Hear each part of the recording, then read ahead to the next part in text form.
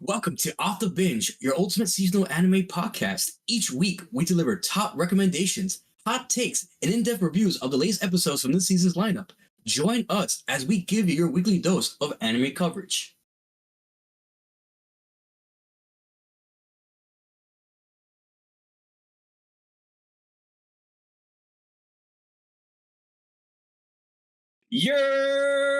Welcome to Off The Binge, guys. To all the new or returning listeners, I'm your host, Crash, aka the Hispanic Assassin. I had a brain fart. I'm so sorry, guys. And this will be the last time we speak on the seasonal anime and how spicy a lot of the animes we are watching are ending, unfortunately. I want to give a quick shout out to my best friend. Happy birthday to you, Lyndon. And yes, I had to address this real quick. I may or may not have goofed and betrayed the trust of my brotherhood to my co-host. So I just want to say outright from the get-go, I'm sorry, guys. I have failed you. I will try to do better. But enough about myself glazing. We're here to see all the new co-hosts and the returning co-hosts. Let's just start off the bat with GOAT, the one and only, the guy who sails the high seas himself, Legend D Vash.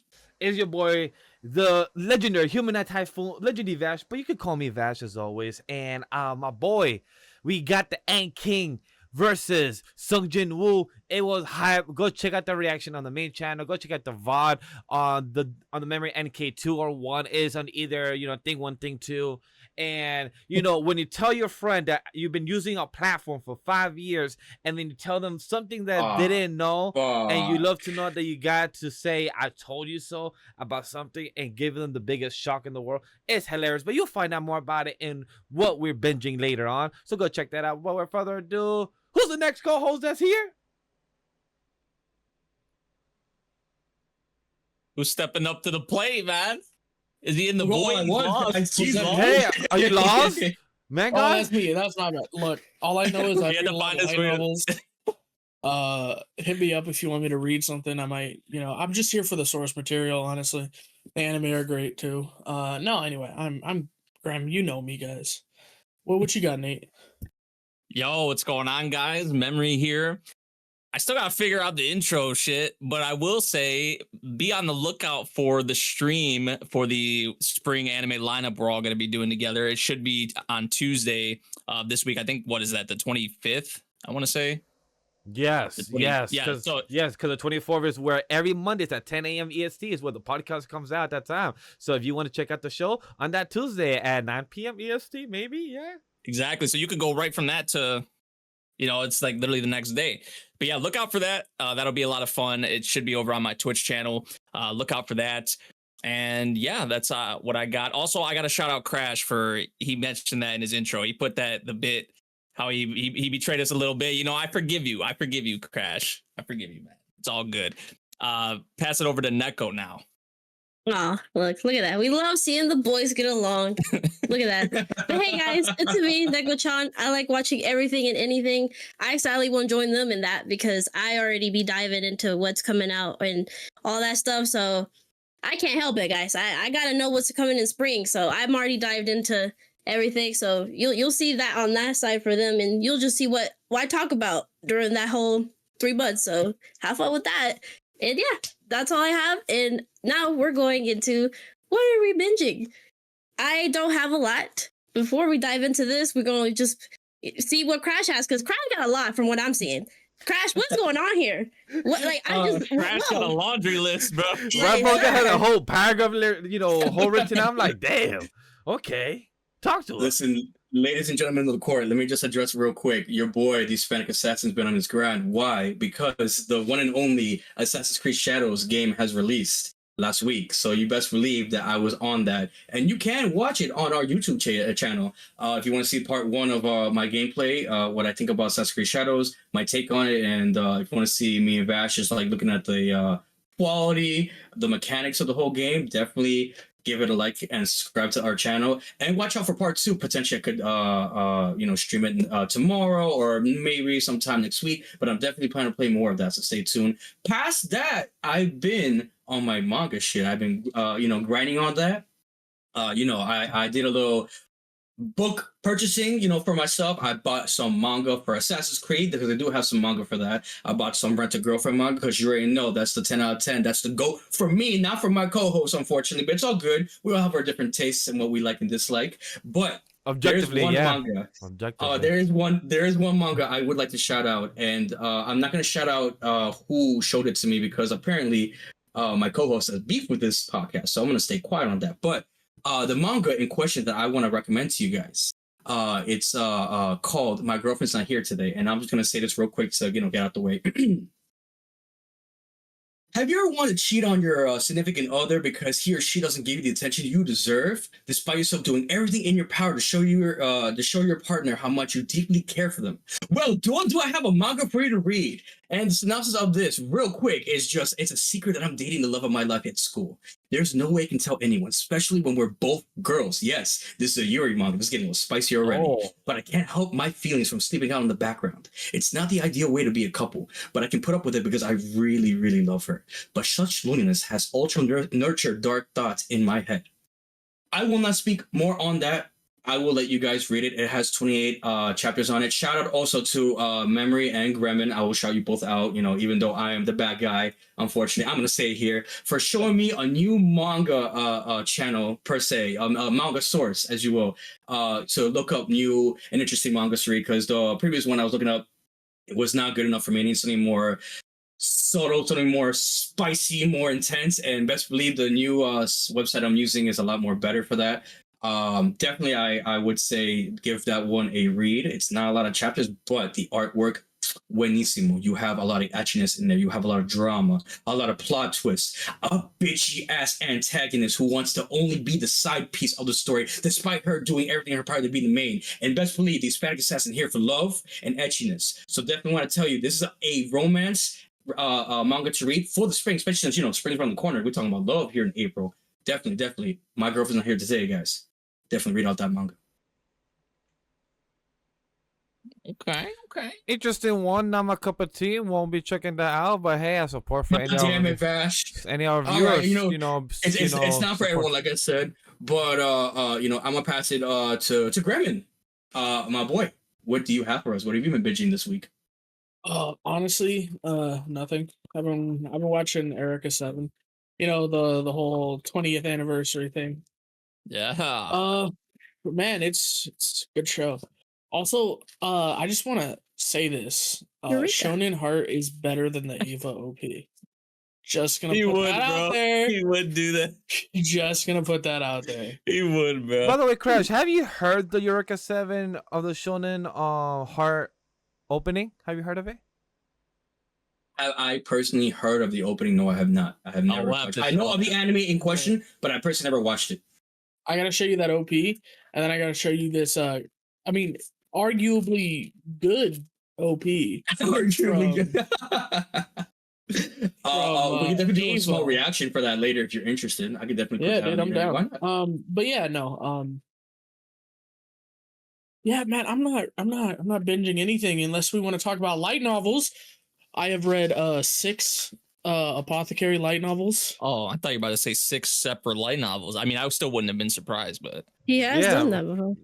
But he is the goat when it comes to reading. I'm catching up to Apothecary. We 6 like it. volumes? Ooh, that's a lot. Yeah, that's all right. It could be light more, but I work. started- Light work. Only light got work. 2 here. He got 6 on me. He do better. Those aren't light novels, brother. Anyway, No, manga. No. Oh god. Oh god. I did it for a No, reason. Again. Oh yeah, we know. You'll go off on a tangent about that.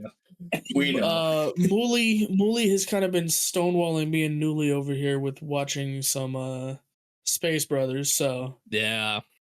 I ain't been watching that. I watched 1 episode of Darker Than Black for the first time. Oh It's pretty cool. yeah. I'm gonna Yeah. end up finishing that soon, surely. Mm-hmm.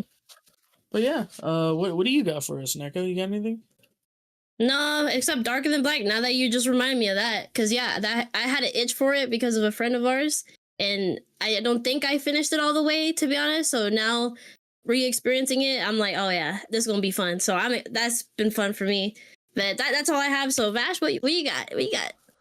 understand what does Vash have, and he has a surprising anime that he binge watched on High Dive, and I think some people are gonna be shocked about it. Is the bureaucrat one? Oh, the villainous, Yeah, the villainous. Yeah. Okay. No lie. Oh, your villainous arc, I see you. Mm. Yeah. Yo, look. I'm trying to find the full name right now, real quick. Where is it? I lost it. From bureaucrat to villainous, that's been reincarnated. And look, this anime has been a lot better than expected. I binge watched from episodes 1 through 11. The opening fucking rocks. The ending is fucking amazing. I actually don't skip them a few times unless I'm trying to binge it fast. Like, for example, out of the 11 episodes, I'll probably skip it 5 times, or 4 or 5, just to get the ball rolling. And it's been a fun binge where it's a bit different. Where remember when we give the theory about Zenshu, where we said she's probably in a coma, but her subconscious is in a different world. So it's kind of the same thing with the dad's being reincarnated. He got hit by Chokum because he saved a little boy from the ball, from I believe soccer ball, volleyball, just going to the street. And then the dad saved the little boy. He went, but he didn't die. He went into a coma. He's still alive, but he's in a Otama game, and his daughter and his mother are able to help them or be involved through the game console at home. It's not the same game or the Otama game, but it's a loosely referenced Otama game that is not the same universe but in a different, and somehow the daughter is able to connect or help. So I'm really curious to see, because it did the usual trope a bit differently, having the daughter able to help, still not dead, in a coma, and have the conscious.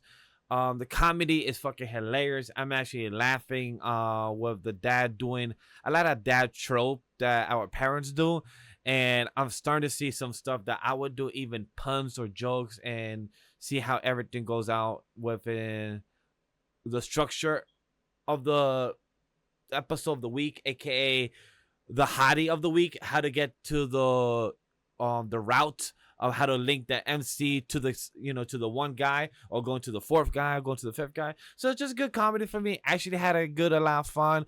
And one of the things I mentioned in the beginning of our intro about High Dive, Crash told me, yo, the one of the bad things about this website, I think he let me his account like 2 weeks ago, a week ago, and he told me one of the worst things about High Dive is that you can only go back 30 seconds.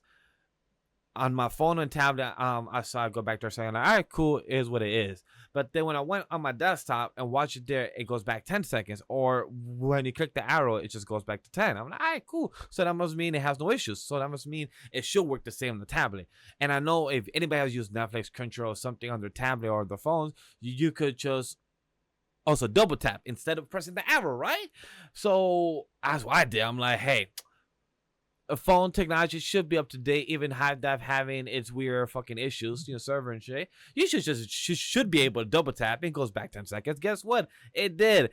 And me telling Crash, after him using the platform for 4 to 5 years, he was like, you are bugging. I'm like, nah, I'm not lying. He actually used it in front of me, turned the camera, and he double tapped the screen, and it had the biggest what the fuck face, and be like, yo, I've been using this platform for 5 years. I never knew I could double tap. I had to go back 30 seconds at the right amount of time. I have to probably to let it play so I could go back 30 seconds, reach it. So he has to ask himself, has this always been there, or was there an update that it just got put there and I never knew? In my head, I'm like, I feel like I just told him the biggest I told you so from 2025, and I love it. The first quarter is about to end, and to me, I just got my biggest W, and I love it. Like, just telling your friend in the most smoothest, like, yo, fuck you in the most I told you so way. Thank you for letting me use the app, though. I appreciate it. I hope you can still let me use it without me saying I told you so. And it was the biggest one. Crash, how did you feel about that? Want to add any words? Hi, Dad. Go fuck yourself. I don't care if you give me any sponsorship about me trying to give you a lot of, viewers because of, me promoting you. High Dive, he's lying to you. We totally do not. I pay we do not how feel much like money that. annually We for you would guys? love the sponsorship, and thank you very much. highdive.com/Anime Studio. Appreciate very much for the hashtag code and coupon and sponsorship chat. It's not like Crunchyroll's any better, but that's another story for another time.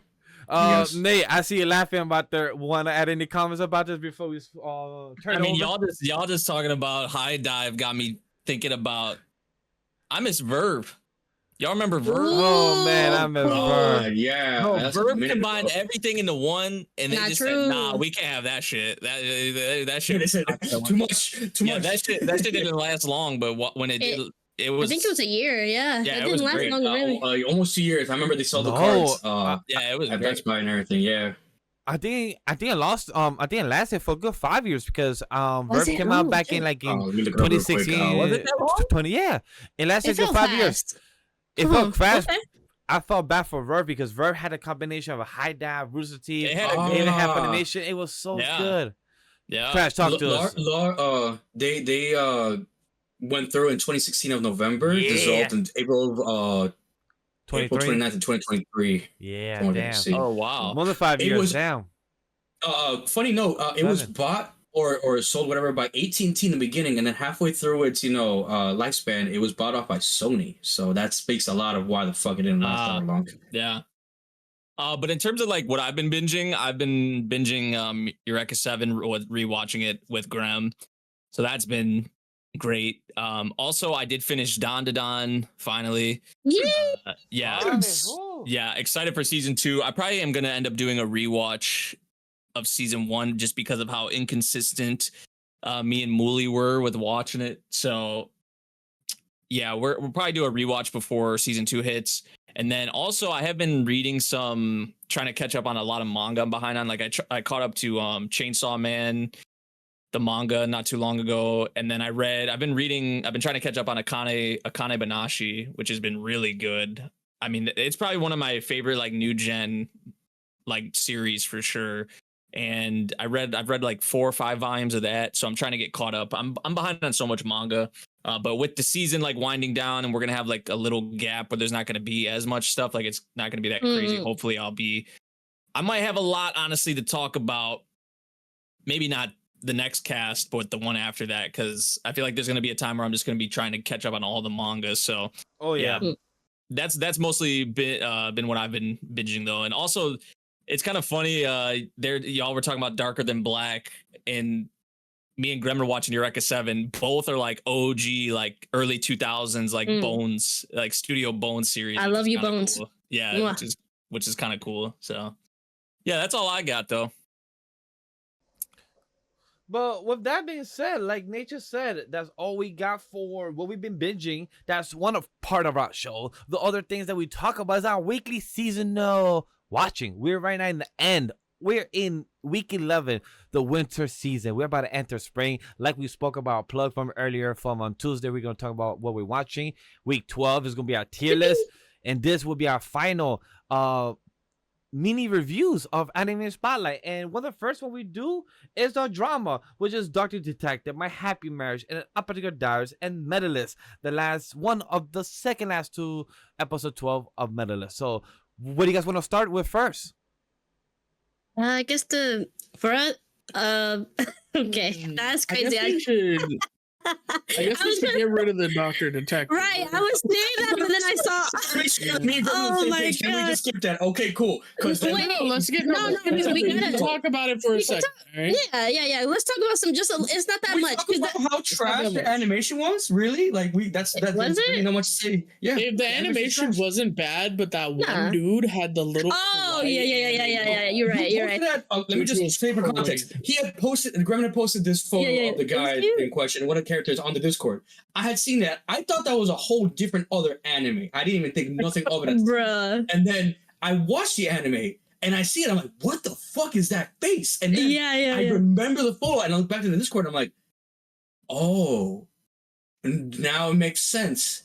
Didn't even finish the episode. I literally went straight to watching something else. Is No the eyes way you face? did. Is the eyes face I you told could me about? not. I was like, no. Bro, it's only in the first half, and then the second half is fine. I don't know what was happening, but it was just that first little half with his face. I don't know why. Let me He's just cute. You He's He's just a cute guy. He's just literally his No. eyes are big actually later on. Like he does have big eyes.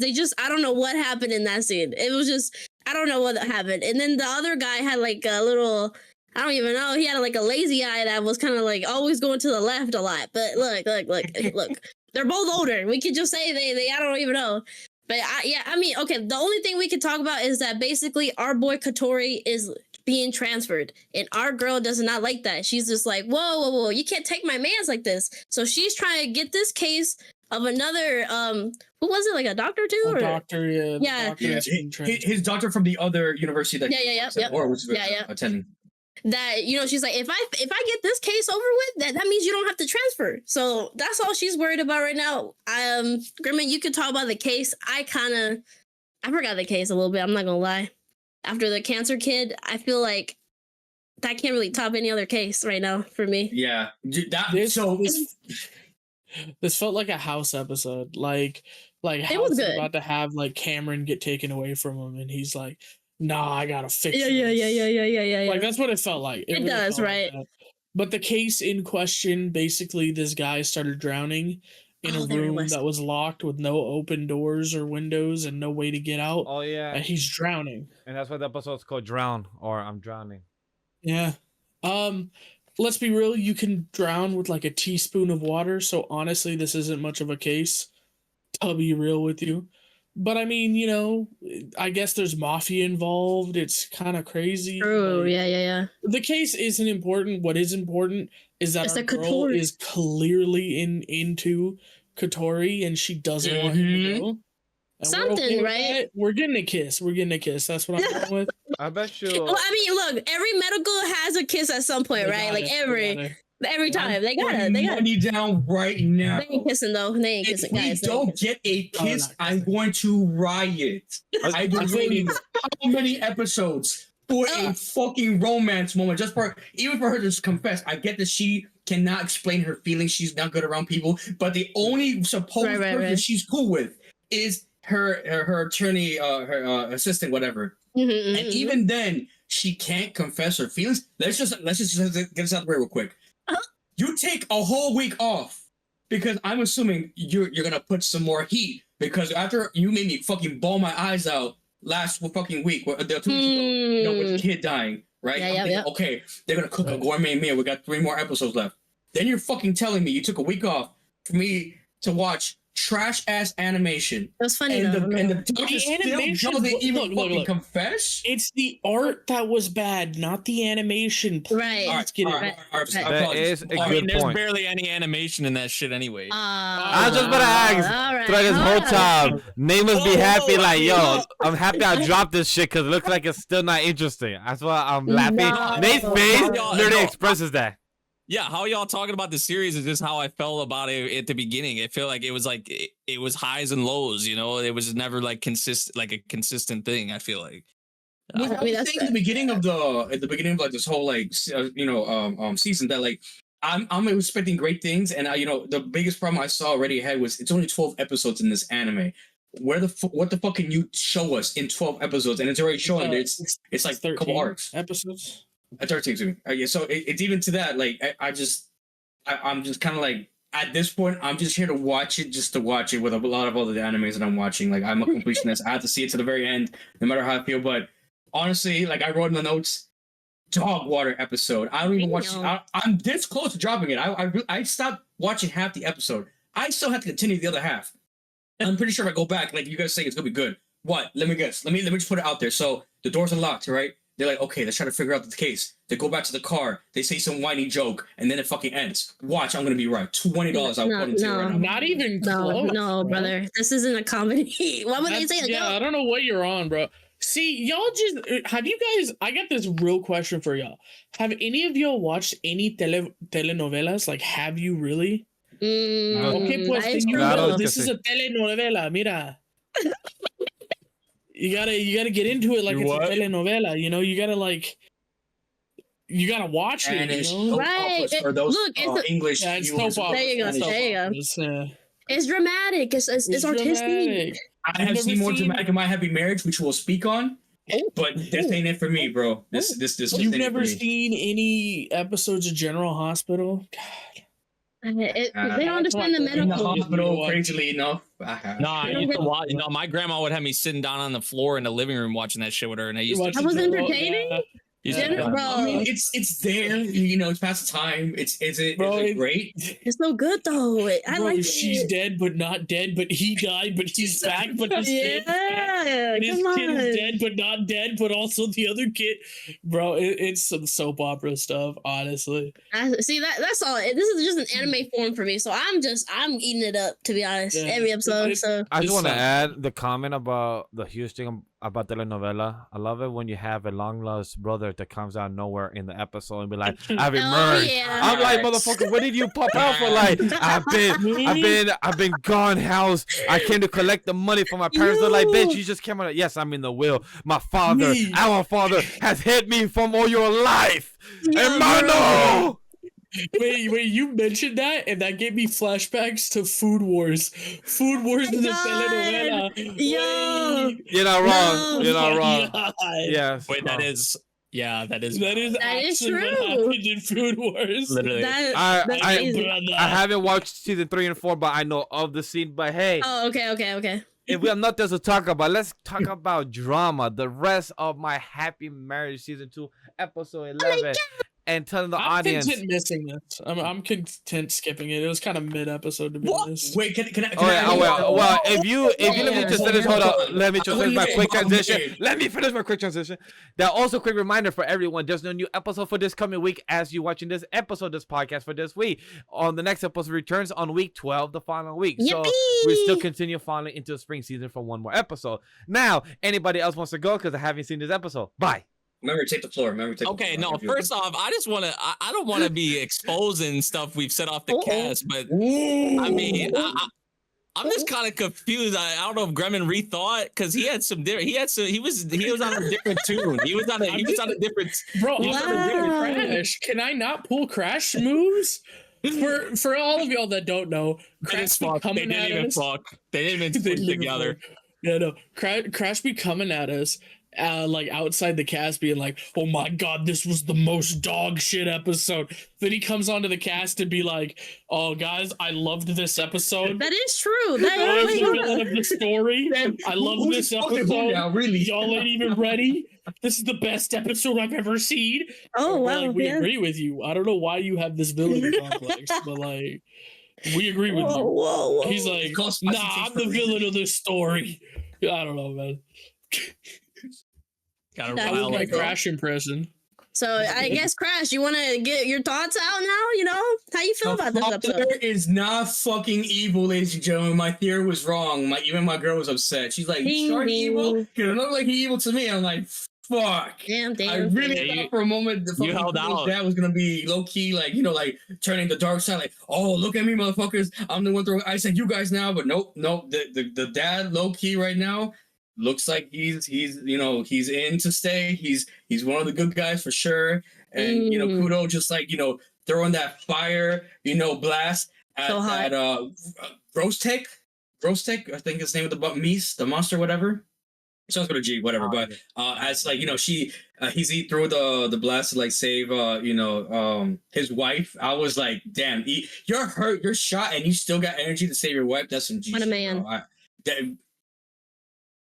As a husband should, my boy. As a husband should. Now we going against the nitty gritty, the boss man himself. You already know this now. Like this is gonna be a battle of heat. Between two different people now. I don't know what's about to go down. They took a week off, like Vash said, to potentially cook a gourmet meal. I'm expecting greatness. If I don't get greatness, best believe I'm gonna riot too. Like everything for week 11 was fire. Everything should be fire for week 12. If it's trash, you'll hear from me. I'm gonna be upset. Does it? I was gonna say, I'm just curious on what the episode 11 and 12 would be for my happy marriage when it comes to 12 and 13 when it comes to my happy marriage, because the last season 1 they had like a whole type of supernatural aspect. Like it was a lot of supernatural. A lot of people didn't expect it. Grem and a few of them didn't really like it or felt very off place when it comes to the drama type of series. So I'm really curious to see what they're gonna cook in week 13 and week 1 of the spring season. Like what is it gonna like? Why did they wait a whole week to build the animation, the adaptation, or what is it? So I'm really curious about that. I will say, before my final thoughts was, despite me, liking the episode, the very beginning with Mio and her dream powers, even though she got it, I kind of feel like it was rushed if you like really think about it, because like she's just like, okay, I know where this is, I know where this is, I know this. I know someone who just unlocked a superpower like that, like cool, bet. But you just got the power, lady. Like you just built up a lot of character development to get there, and you just now being like OP. I was kind of like, kind of didn't like that aspect. Me personally, it was cool she has the powers, but I don't know. That was just me personally. No, I think like what you're saying is like yeah, she unlocked this now, but then there's really like no kind of like, I know they've been talking about like training her for her powers and all that, like for a lot of this season or whatever, but like now that she's actually unlocked it to like its full potential, like she really didn't even have any like training or anything for it, I guess. Yeah, I feel like in the manga, maybe unless it was more so the point to build up for that, like when that moment came, like she would be ready for it or whatever. But for me, I'm saying it for like the third week in a row. Arata gotta die. If we gonna call it out. If they try to redeem him on some bullshit, that's just trash writing in my opinion. I know I'm sounding like a broken record, but honestly, just seeing him stand behind Naoshi and shit too, like this. What he was? Oh, that should have pissed me off. Yeah, bro, he was right behind with the pistol in his hand. Yeah, and I don't know. The stuff with Kudo's parents, I did like a lot, especially his mother. The scene with his mother and Mio, that was a really nice scene. Yes, sir. And then Mio obviously showcasing some of her powers. Granted, it was against like some of the grunts or whatever, like fodder, I guess you would say. But now that we actually have Kudo and Mio with Naoshi and Arata, but I'm curious now how Mio is gonna, use her power, because she is on like this wavelength of like, oh, she wants to try and like kind of get through to Naoshi and the stuff with her mother and all that. So I don't know. I don't see Naoshi being like, I don't know. I feel like they will try to redeem him or something maybe, but Arata, he gotta go. That's all I'll say. But I agree with Arata. I see he has to die with Naoshi. I get he might get redeemed because that's Mio's, yeah, that's could have been father or father figure or the Mio's mom, part of the family. So I get that. Yeah. Anybody else though? Anybody else got some thoughts? I guess I just like her finally saying it. I love you. And that was yeah. nice. How can we compare the most important thing? That was good. During that whole moment, I was like, is right now really the time though? Yeah, that's fair. But before, I guess before something happens, right? You better say it at this point, right? No more regrets. Yeah, especially after everything that's happened. I guess it makes sense. Yeah. So that was good, and him like you saw how happy he was because he was like, "That's good, girl. That's good. You like me back. Like me back." And I'm just happy she finally was able to say it. Like she said, she knows, she understands now, like how you can have regret of not saying it, right? God, I'm looking at you, Wilhelm. God, there's so many characters or some like we just see and that people don't say I love you in the times that you need. So yeah, that was cool. I like that scene a lot. Pretty cute. Yeah. Hey, rest in peace to my boy, the familiar. Forgot about to say that. Rest in peace. I mean, he's gone. That's it. He's not going back. He's going back to these next 2 episodes. Maybe. Nah, it was really cool to see Mio like be able to just turn a corner, put her hands up, and put 2 people in a genjutsu like Naruto status, drop them to the ground. Like, okay. It's like, you really just did that. Like, okay, badass bitch, show us what you can do. Like, it's one of those things that we kind of wanted, like, because we don't know, like, it's always been kind of up in the air what she can actually do, right? Because she's got these premonitions of what might happen. But now we're seeing she has a power that's, like, strikingly similar to Usui's, right? Yeah. Yeah. So maybe she really is the hard counter, or maybe she gets hard countered by Usui. Because what can she do if she doesn't know what's real or not? And to be fair, what can he do if he doesn't know what's real or not? So I don't know. I feel like they're a perfect it's gonna be like who can find. Genjutsu? Yeah, it's like who's gonna be able to pinpoint or find that one like opportunity or that one like to get the edge over the other is gonna be like. I'm kind of curious what that is gonna be, unless there's some other surprise or some other thing with. Maybe she just can't be fucked with by other people power. You know. Oh no, but no, it was a really good episode. This is I'm gonna put this out here and I'm gonna say it right now. This is what character development looks like, Honey Lemon Soda. This, Ooh. Okay. Pop, pop, pop, this pop, is pop, what pop. it looks like. Not a 20-minute episode where I swear to God we went through 4 hours of content in 10 minutes. I couldn't keep up with anything. Like it was all. We'll get to it later. All right. It was a bad episode. Anyway, I know, but this episode was great. But if no one's got anything else, okay, I think we should go to Medalist next. He wants to say that episode was fire. Yeah, that Oh, the was Medalist- a good I'd save the episode. best for last. Yeah, Medalist was freaking fire this week. It was so bro. good, man. Yeah, Tsukasa's performance, Oh my Right? god. Coach's performance was. He needs to stop being down on himself because that was beautiful. And apparently he can memorize everything on a first glance, like a dance routine, and just seeing it the first time. I'm like, bro, you should be in the high ranks or something, sir. Because like, oh my god. Slay. Well, I mean, for the first like half of the performance, he didn't do any of the jumps, No right? jumps. Yeah, And they yeah, kind yeah. of pointed that out. He only ever did the jump to show like the lead in and then how the jump should look. And then he guessed the rest of the performance Literally. because that was where he kept falling. So Yeah. he kind of did the whole like lead in and everything to show him like because what he did with Inori is he knew that Inori could jump. He knew that she could get there. But what Inori really needed was that foundation to make her a beast. And he's a dancer, so he taught her dancing. And he made her like immaculate on the ice. Right? Mhm. But it was her jumps that she's been having an issue with. Same thing with our new boy, but our new boy, it felt like he didn't have the dancing down. And then once he saw it and went like he did it, he did the like run through to show him this is what you should be doing. And then he hit that jump and everyone was mesmerized. They're like, damn, he really got that dog in him. Like That leg. Oh my god.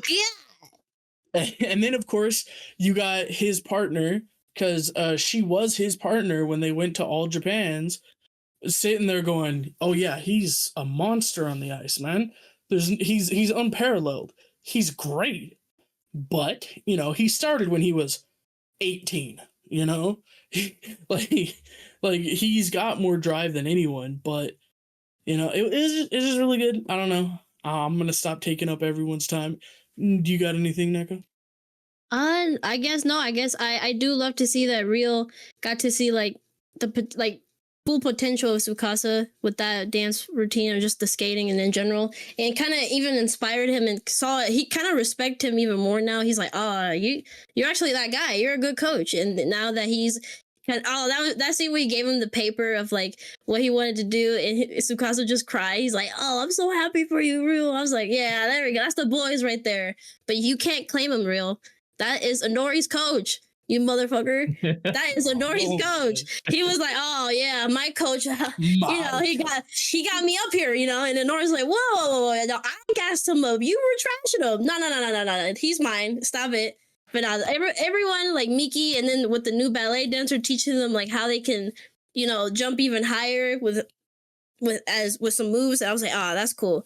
I think I love Miki a lot, and I love every time she comes back because she is a good like drive and just a competition for Inori, really, because Inori works really hard, and Miki does too. But sometimes she does have like a prideful side to her that kind of sets her back with some things. And now she like Inori kind of like, how you call it, kind of like, how you say it, like inspires her, no, or like something like that, like, right? No, yeah, inspires her. Right. Yeah, inspires her, and I like that. I love the whole relationship between the three. Really, like this is the trio right now. I like it, and Inori too. Like she's finally feeling she's feeling that she's the person that she wanted to be in the past, right? She didn't like herself, and as always, like for anyone, right, trying their new hobby and actually working hard for it, you want to feel that way, right? You want to feel like, oh, I'm actually progressing, and I'm getting to my like dreams and achievements, and I'm very happy for her and to see her pass the 6th badge because she's been working really hard for it, and I'm excited to see more of my girl Nori. She's so cute, and the coach and her are just such a fun dynamic. And Medalist is just so fun. I love it a lot, and I'm happy that we got to be here and see it like done justice. Really, it's really well. God, beautiful. Yeah, I think we talked about it before, but like the studio, I don't know. I didn't believe in them, but they've delivered for sure. Like it's kind of sad. We only have one more episode left. Yeah. Like honestly, like this might be like, I don't know, unless I might give it a little bit of time to see if it gets another season announcement. But this is like one of those ones where I feel like you like most of us will probably want to go to the source material. I feel like even though the anime has been really good, like if we don't have something like somewhat soon, like even teased or whatever, like leaked, like Right. I would want to probably go to the manga. But yeah, the trio, just them, like Mittens, Rio, and Nori, just them like trying to one up each other. Like they were seeing each other kind of pull it off, and then they're like, okay, I want to go next, like, and then I want to go next. Like that was actually really cool. I really did enjoy that. Like I mentioned, the Tsukasa's performance, and then like Nori's dialogue and her conversation with Coach towards the end of the episode was just really nice. And then also like just kind of like them, like we've talked about this as well, and the show's made it really apparent like how Coach kind of sees himself in Nori a bit, and just kind of like how they're a mirror to each other in a way. And Coach, he was like, I agree, like I can totally feel like I've been in a similar situation or felt similar to how you felt. So I really like how just, yeah, like Neko said, like their dynamic is just awesome. And just a lot of awesome characters in this series. And this was just another phenomenal episode of Medalist. So I'm gonna be sad to see this one go. This is definitely one of those ones when it ends, I'm gonna be like, damn, we have no more Medalists for a bit or whatever. True. So We're gonna miss them all for real. They're so fun. If I'm correct, the other person actually jumped into the manga already. I believe it was Neko, because I believe there was one time where she was ready to read it. I wanted to, but I keep saying that I feel like I might stay anime only because it's really too good. I'm not gonna lie. Too good. I mean, I might get disappointed. If for someone who's not watching the anime, is there no like something in sight for a season 2 at all, or is it just like that's it? They haven't announced there's anything more yet. content. There's more content, but like my thought process is like, okay, the anime ends. Like sometimes, like sometimes you'll have like a season 2 announcement or something, or they'll tease or whatever at the end. But like if there's nothing, and then we go like a bit, like maybe a couple months or like half a year without anything, like that would be for me. Then I would be like, okay, I might have to read ahead of it. I don't blame you. I don't blame you. Yeah, like so I would be fair, give it a little bit of time, but this is one of those ones where like the anime is really good. So yeah.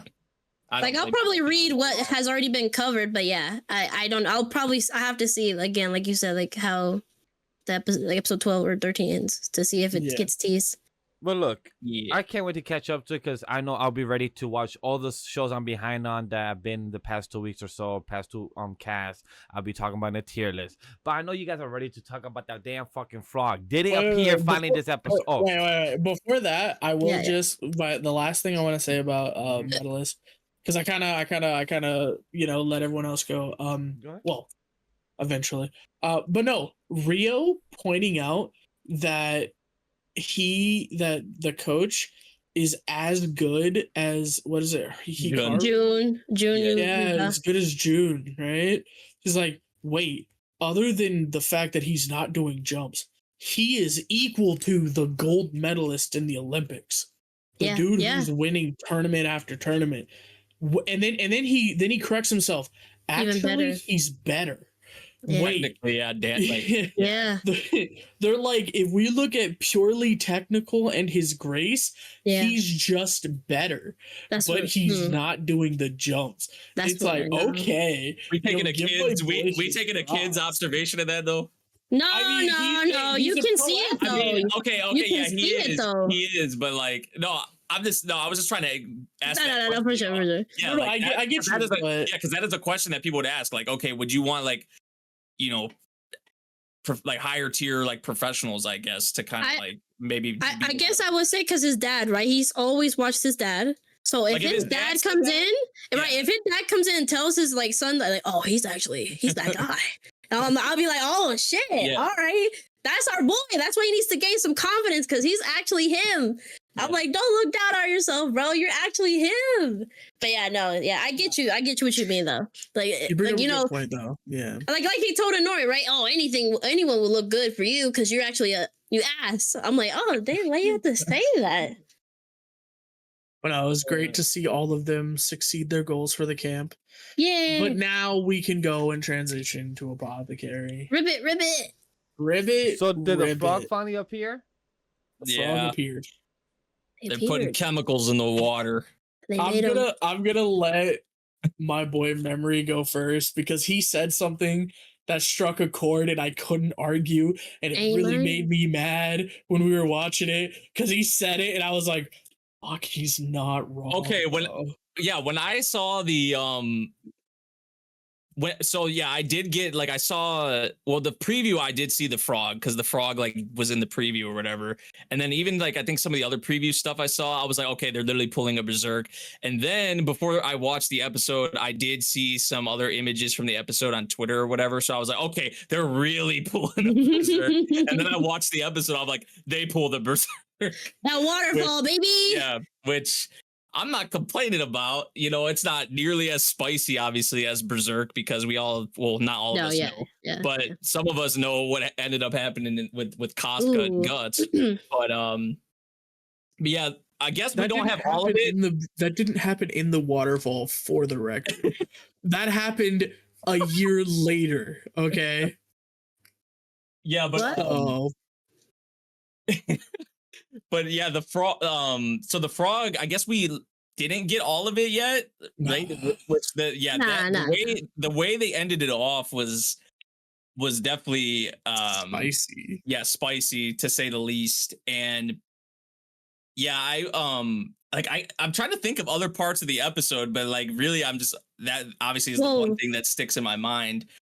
But I think the funniest thing about it is that Jinshi was kind of preparing himself and he's talking himself up oh, I'm gonna tell Mama what it is here, this is gonna be it. And then he doesn't even really have to he's not even really gonna have to go all into that because it kind of just ended up happening anyway because of what has happened. Because I mean I thought he was bricked up at first, but it was just his leg. But yeah, it was definitely panned out a little bit. But at first watch, I went back, I had to go back, and I was like, okay, yeah, that was his leg. But yeah, Mao trying to push away, she was trying to get off of him, and then he pulled her back in. I'm like, damn, this is spicy as fuck, to say the least. But yeah, I'm curious. I'm really curious how the next episode is going to pick up with that, especially because y'all are saying that's not even it with the frog. So I'm just okay, what else could there possibly be? But yeah, this was a great episode, honestly, of Apothecary. I loved watching Mao just straight up tanking aphrodisiacs. Yeah, no problem, I'm chill. Built for it. She said she did say that. She did say I'm built different. Said I'm built different. It was Boston, crazy. Sit down, Boston, you horny bit. You can't handle it. Boston drinks a sip of the tea or the wine offered, and he is out cold because all that blood rushed from his head to his other head. He was out. And meanwhile, Mama is over there fucking eating a soft shell turtle, which is an aphrodisiac, with some clams in it, with some fucking. Bro, she's just going off. She's like, yeah, it tastes good as hell, bro. I don't blame her though. Right, it's free. It's free. It's fine. You're not gonna eat it. I'm good, bro. Yeah, poor Jin. He's just trying to reveal his true status, man. He's just Mama gotta know. Mama gotta know. And no, also Gyokyo teasing him about what do you call her? That was adorable. She needs to stop. Oh yeah, them fighting over her was great. Yes. That was awesome. That was an awesome scene. They were so possessive of her. And she's like, I want her to return. Both love her. They do love her. I don't blame them. And I love Gyokyo because Gyokyo, okay, so if you guys don't know, Gyokyo, Jinshi, and Mao are all within 1 year of each other. All of them. Yeah. So they're basically siblings. This is basically a sibling rivalry going on with Mao Mao. With Mao Mao is like the toy that the older and younger the older brother and younger sister are pulling to try to take. Like it's actually what this is. Hey, And yeah, it's yeah. hilarious. My toy. No, my toy. Mao Mao's mine. The apothecary's mine. You call her the apothecary. I feel like that automatically makes her mine, though. Well, you know what I meant. Yeah, but what do you actually call her, huh? Yep, You won't yep. even call her by her name. She's mine. Yeah, Yep, so yep. it was really good. It was really I'm hype. curious how the hell they're gonna get out of here because there's no way they try to do that climate shit again, right? Well, the dog, right? Because she whistled, and we've talked. Oh yeah, the dog. Yeah, with Lee. Because They did show us the dog. Yeah, earlier. yeah. Because they And what said did that what he did comes say? from miles away. He can come Yeah, from. that like, was with the dog whistle though, right? Well, she Well, I did think a without very. you. She Unless he did was just really talking a good whistle. general whistle. No, I think No, they were talking dog whistle, but Yeah, you're right, yeah. she didn't do a good whistle, right? She Yeah. did the Yeah. one that's more of akin to a dog whistle. Yeah. So it Maybe probably the did dog trigger whistle, him. who knows? Yeah, I would think so. Because personally, I was like, oh, that's why they mentioned that with the dog. It makes sense. Yeah, that I guess. Yeah, that would probably make the most sense because no way they tried doing that shit again. Climbing that was like Because it's wet and it makes sense. It's wet and slippery. I don't know the so- way they You know really what else is wet? Shit. the way they built that shit up though. I mean, also the cut was so sudden too to when like Jinshi was giving her like mouth to mouth. That was like so like they insta cut to that. I was like, God damn. And then like the So life or clothes are death. cut. The clothes are coming off. You know. Yes, sir. It was getting spicy, man. You know, not quite what we saw in Berserk, but Nah. You gotta Their love, dynamic is cute, right? you gotta love the teenage boy looking at the teenage girl. Yeah. Going, damn, I want to hit. I And then like you and I want you. and the teenage girl going, bro, I Man. don't want to get a cold. What are you on about? What? I don't want to This get isn't cold. even sexual. What is wrong with you? True. She's like, look at me. I'm literally a board. What are you? Yeah. what she said, she said I'm like all ribs or something. That's Yeah. Damn. Like for Yeah. real. Yeah, she literally said, I'm gonna keep this on so that I can hide my ribs because that's all I gotta hide. Yeah, It's like, yeah. damn, bro, that's crazy. I'm like, you gotta have some Mama video. doesn't really, Mama really, at least in like those scenes at the end of the episode, like I don't know, it's kind of hard to tell like what the hell is going through her mind right now. I feel like Well, I Just think from, like, Well, from, like, realistically, I because mean, like we talked about this, like her priority is to make sure Jinshi is okay, obviously, Yeah. right? Like that's like the main thing. But I don't know, I feel like because throughout the series it's been more so one-sided with Jinshi, and obviously like how I feel like there's something like you can tell that he feels some kind of way about Mao Mao, like deeper than what has been shown. But Yeah. on Mao Mao's side, that's not really, you know, the same case. So like even at the end of the episode when something like that happens, like I don't know, I feel like she's probably all like discombobulated in her mind or something. Like I don't know, just judging from her reactions, I was like, it's kind of really hard to tell like how she's even feeling right now in this moment with what's going on. that's Like fair. especially when he like pulls her in closer like Yeah, that, that she's was- trying to get off of him, and like she had to have felt something, obviously. So yeah, I mean that's probably the biggest thing of all. Obviously, is like that was probably actually her first reaction besides anything else. But Yeah. She did look shocked. She was like, "Oh, what the? Why are you getting me closer?" But I feel like for nurses and doctors, right? They don't see bodies the same. My like nurse teacher was the same way because I was a CNA for a minute, so I had to see some stuff like that. And she's like, "You just gotta look at it like it's a normal body. Like none of that's going to affect you at some point. You'll be numb to it." So it was like yeah, Mao, she's a numb to all that physical or like anything like or seeing anything. Like for her, it's just like a body. She's just like, Yeah. oh, there's the chest. that makes sense. There's the booty. There's the dingling. Like it doesn't phase her. So I guess maybe that would phase her because she's literally trying to get off him, and then he pulls her closer. So Yeah. she'll have a reaction then. But otherwise, like seeing people naked isn't a problem for her. It isn't, or Right. even people seeing her. So it makes sense. Yeah, I think it was more so like you said, like kind of Jinshi's actions and kind of like how Yeah. he was being in the moment. And we're still not even done with it, so apparently. Oh. So I just think what you guys are failing to realize is Mama grew up in a fucking brothel, brother. And that too, Yeah. yeah. Yeah. Bro, she been there, done that. She's seen it all. She's like she doesn't care. She's like, oh, okay. Why do you care? Like I got my big sis who's got fucking triple H titties. Like, bro, I'm good. Like, what do you mean? Oh, even for guys, right? Yeah. Because that's what she doesn't mind seeing. Because even when she saw Lihaku's chest, she's like, oh, he's built. Bro, Like, she's an apothecary. Pull his dick out to look at it. Yeah, 100%. She don't care because she's like you said, from the brothel, and then also she's just an apothecary. She's used to seeing all this stuff. So it's like, That's not really in the apothecary's purview. That if she was a doctor, maybe. She's not a doctor. She's an apothecary. She prescribes drugs. She does not do examinations. Hey, sometimes you gotta see the pee to heal it, you know, to give a little ointments in there, you know. You gotta take a look at that shiitake mushroom. See how it's going on down there. Oh my god, brother! But no, it was a good episode. Yeah, fire really episode. good. Yeah. It was gorgeous too. That cave scene, like the blue and the green. Oh my god, they went too hard with the animation. Oh my god, great. Gotta love Mama's cat hair again. Oh yes. Yes. A lot of good veteran staff on that too. So awesome for sure.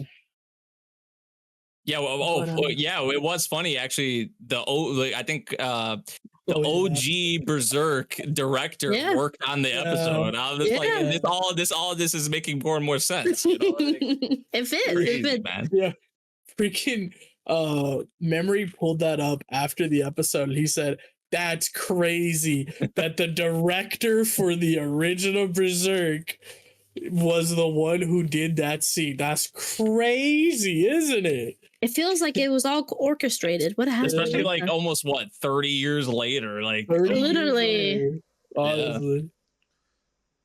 But it sounds like you guys are done. How about ReZero? Oh, here comes another 20 minutes. Yeah, but I said before ReZero, we can. Hey, let's go to Guild Receptionist so I can say this shit is ass. They didn't set this up. They gave us the very end of episode 10. They were like, oh, maybe this is a thing. No, it was the very, very end of episode 9. They said, hey, maybe you should suspect this guy. And then all of episode 10, you've got our boy looking at him crazy. You got Jade looking at him crazy, going, maybe it is him. You must be weird. You must be acting up, man. Maybe it is him. Man, I hated this episode, bro. And then out of nowhere, it's just him. I'm like, that's so boring. Like, it's just him. Like, I was kind of hoping it wouldn't be him and that there was someone maybe above him, like pulling the strings or something like that. But yeah, I don't know. I get like the whole, you know, some people would go to whatever lengths, especially for like their family and, you know, to bring, I guess in this case, like obviously in anime terms, like to bring someone back, right? Like, yeah. But I don't know. I think it's very selfish of the boss, honestly, to kind of push all of this or put a lot of this on the group, like Alina in the group. So like I do see, you know, people's issues with it. I think it probably could have been handled better, but yeah, look, Nate. I'm sorry. I'm gonna tell you straight up. I have to agree with Grem here. This shit was whack. I give this episode a 7.8 just because I would have given this shit a 6 or 7, but I had to be not biased of the story trope felt so flat. Because what Grem said was true. They had one episode to kind of lead us or foreshadow us that he's the actual villain. And I'm like, I don't fuck with this. This makes logically no fucking sense. Why are we doing it like this? And for him to say, yo, my daughter, I need to bring her back. And I'm like, okay, so you're going to have the dire gods core control you, the ones that have fuck up and control other the humans, and you're going to make a difference to somehow, you have practiced this. Have you practiced this? No. He thought he would get this in one try. And even if he did it, he brought back the burn daughter version. Not the one that was still alive that he was trying to do. But no, he got the burn bitch. He got the burn alive chick that he was supposed to bring back alive. How does that make sense? And now the dark god like consumed him or like Yeah, took consumed over. it. Yeah, And he's Yeah. supposed to tell us that he has a strong will because he's gonna do this for his daughter, no matter what they say. Anybody, I'm like, all right, cool. So that means he's gonna have a strong will and actually succeed. I was actually supporting him to succeed. Like, all right, cool. If you're gonna talk your talk, walk your walk. But nah, my dude, you got controlled. You got eaten by the core. Got the whole fucking chaos control shit controlling you, and I was disappointed. I'm like, damn, he was a bad guy. He became the bad guy, and he didn't even succeed as the bad guy. Disappointed. The final boss is your boss. You know, it's pretty. I mean, like you said, he's been the villain. He has been. Didn't bring more hires. We should have known. I guess for y'all, you know, he's just as bad of a villain as he is as the boss manager, the game master. With how all that is managed from what we know. Damn, it should have been obvious for us. All of us has seen fucking Fairy Tail, and sometimes the good master has been the fucking bad guy. I've been saying I knew it was gonna be him, so I don't know. I was holding out some hope, but nah, they actually went through with it. So, well, I guess that's all we got. How about Zenshu? How did anybody like about Zenshu? Because I thought this episode was weak as hell. I give this episode 7.5 because to me it was the weakest episode. It felt like reoccurrence of what we already knew, just to confirm what we already knew. That's all.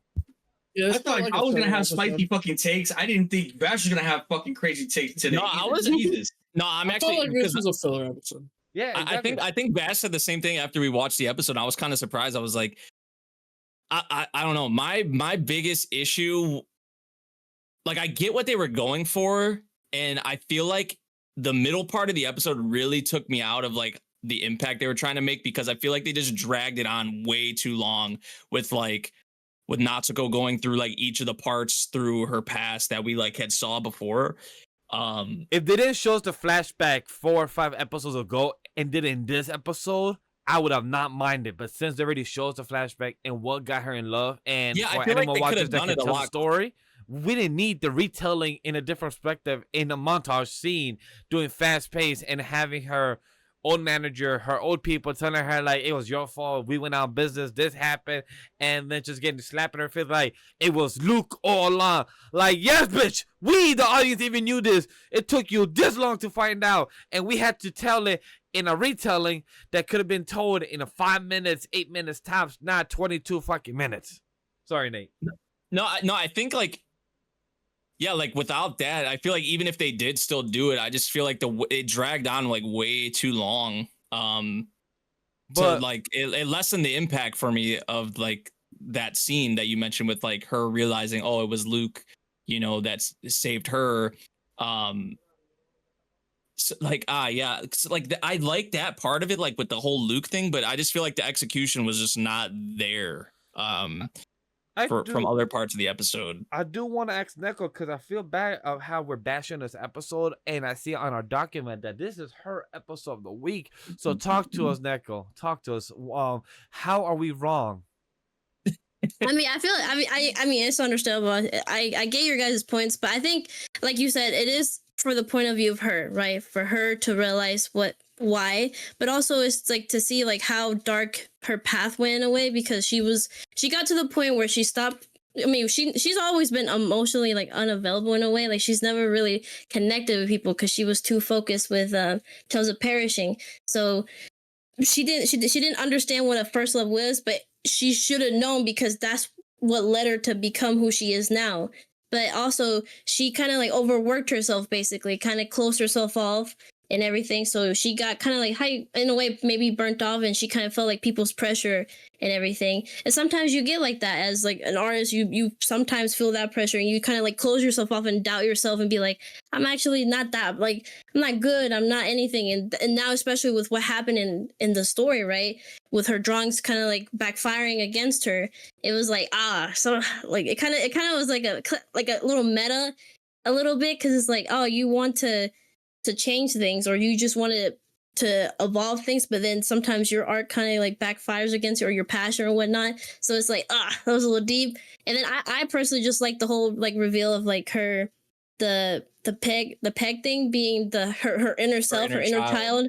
And Yeah. that was kind of like a little, it kind of hit me since like I've always loved drawing as a kid, and I kind of did lose that spark, which what was happening with Natsuko, right? She was losing the spark and everything, and now I think that was probably kind of the purpose of her coming back into the story, was to spark that like love for her and her drawing, right? So that's where she got to meet Luke and the gang, and I think that was kind of beautiful to me, because I lost my spark for a while, and I'm kind of starting to come back to it. So seeing her inner child being the one to tell her, draw, Natsuko, you have to draw.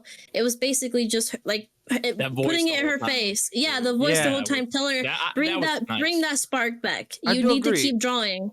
You need to keep, because you love it, right? You love drawing, so come on, keep going. So it kind of hit me personally. So I really love this episode. For me, it was really nice. I agree with where you're coming from, Neko. Like, everyone still has the inner child that needs to heal, that needs to grow, because at some point it gets locked in a birdcage because of life happening, traumas, things that we have to overcome as we get older, and it's hard to always get that back. So I totally agree from where you're coming from.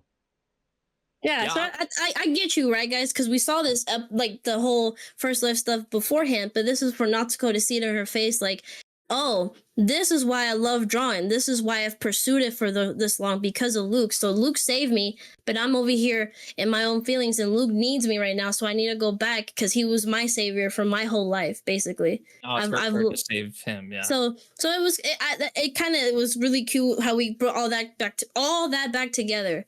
So I understand how you guys feel, but I think it was a good episode for Natsuko, because we've been needing this from her, basically, for her to realize both her, of course, her first love with Luke, but also for her inner self to know why she loves drawing, why she's here.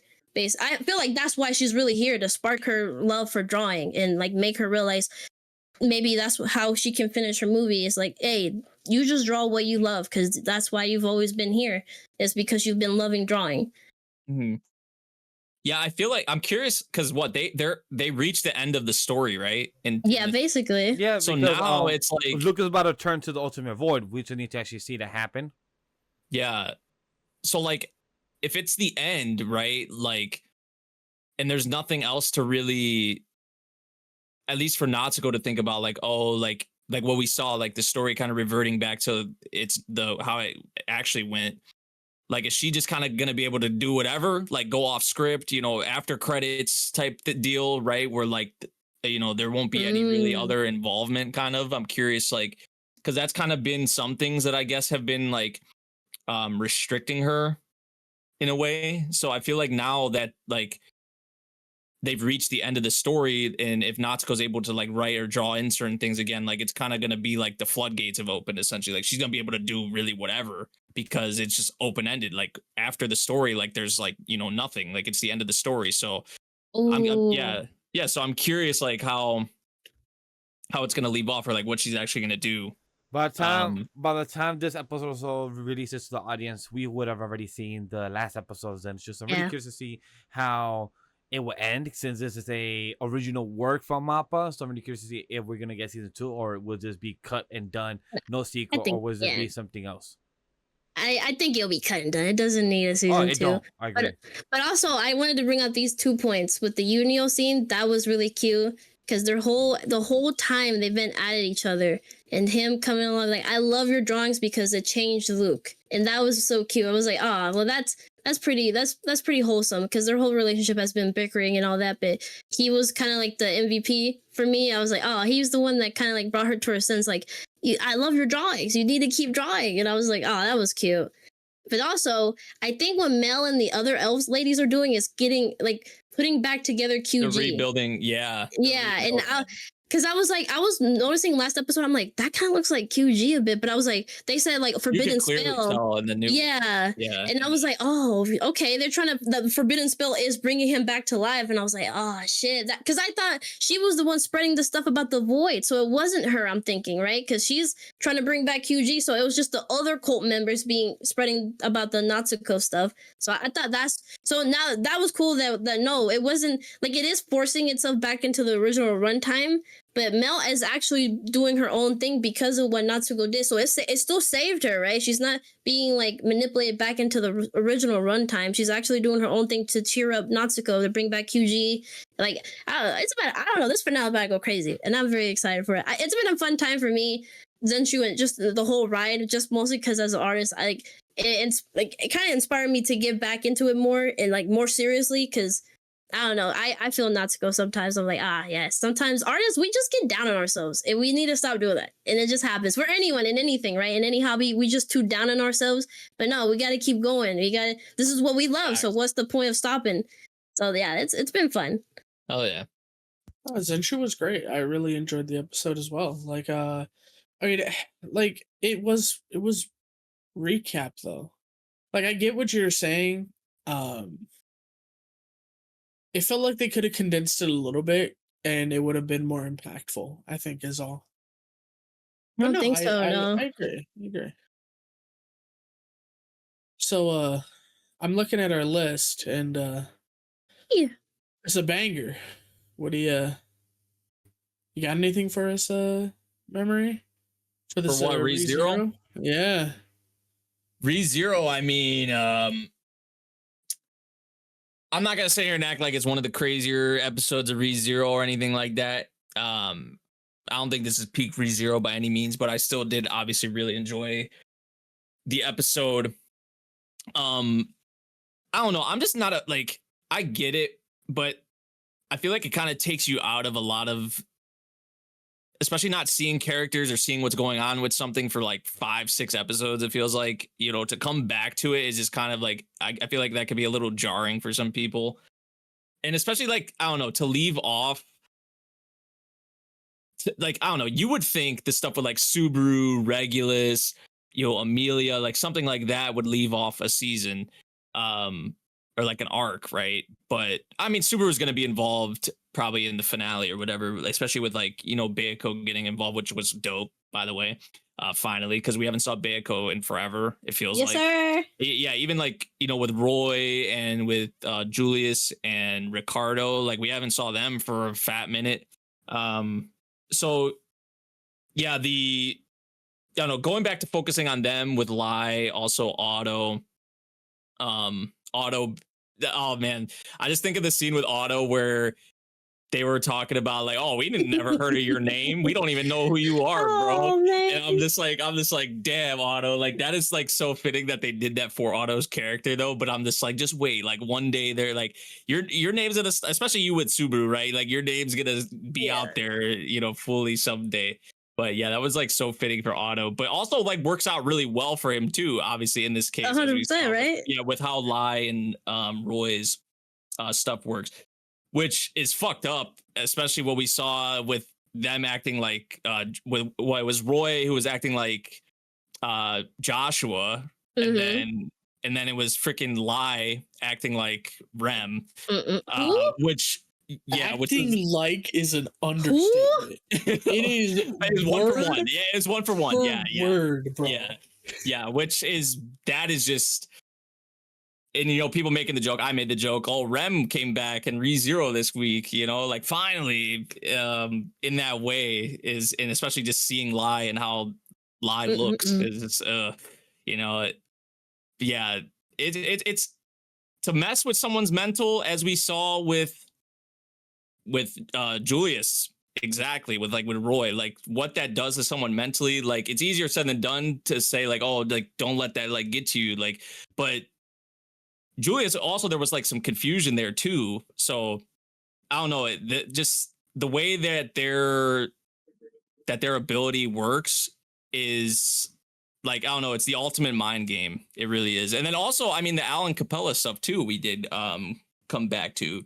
Oh, Which that hasn't concluded yet either. But Reinhardt did show up. Hell's my queen.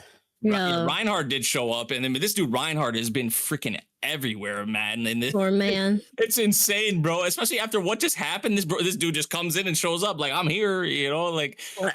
I will say we did see a shadow over his eyes. Like he looks depressed. Yeah. I mean, it's a lot. Yeah. It's a lot, bro. But the fact that he's still out here just, I mean, he's not. Nothing's gonna stop him. So he got to keep going. Yeah, you gotta respect it.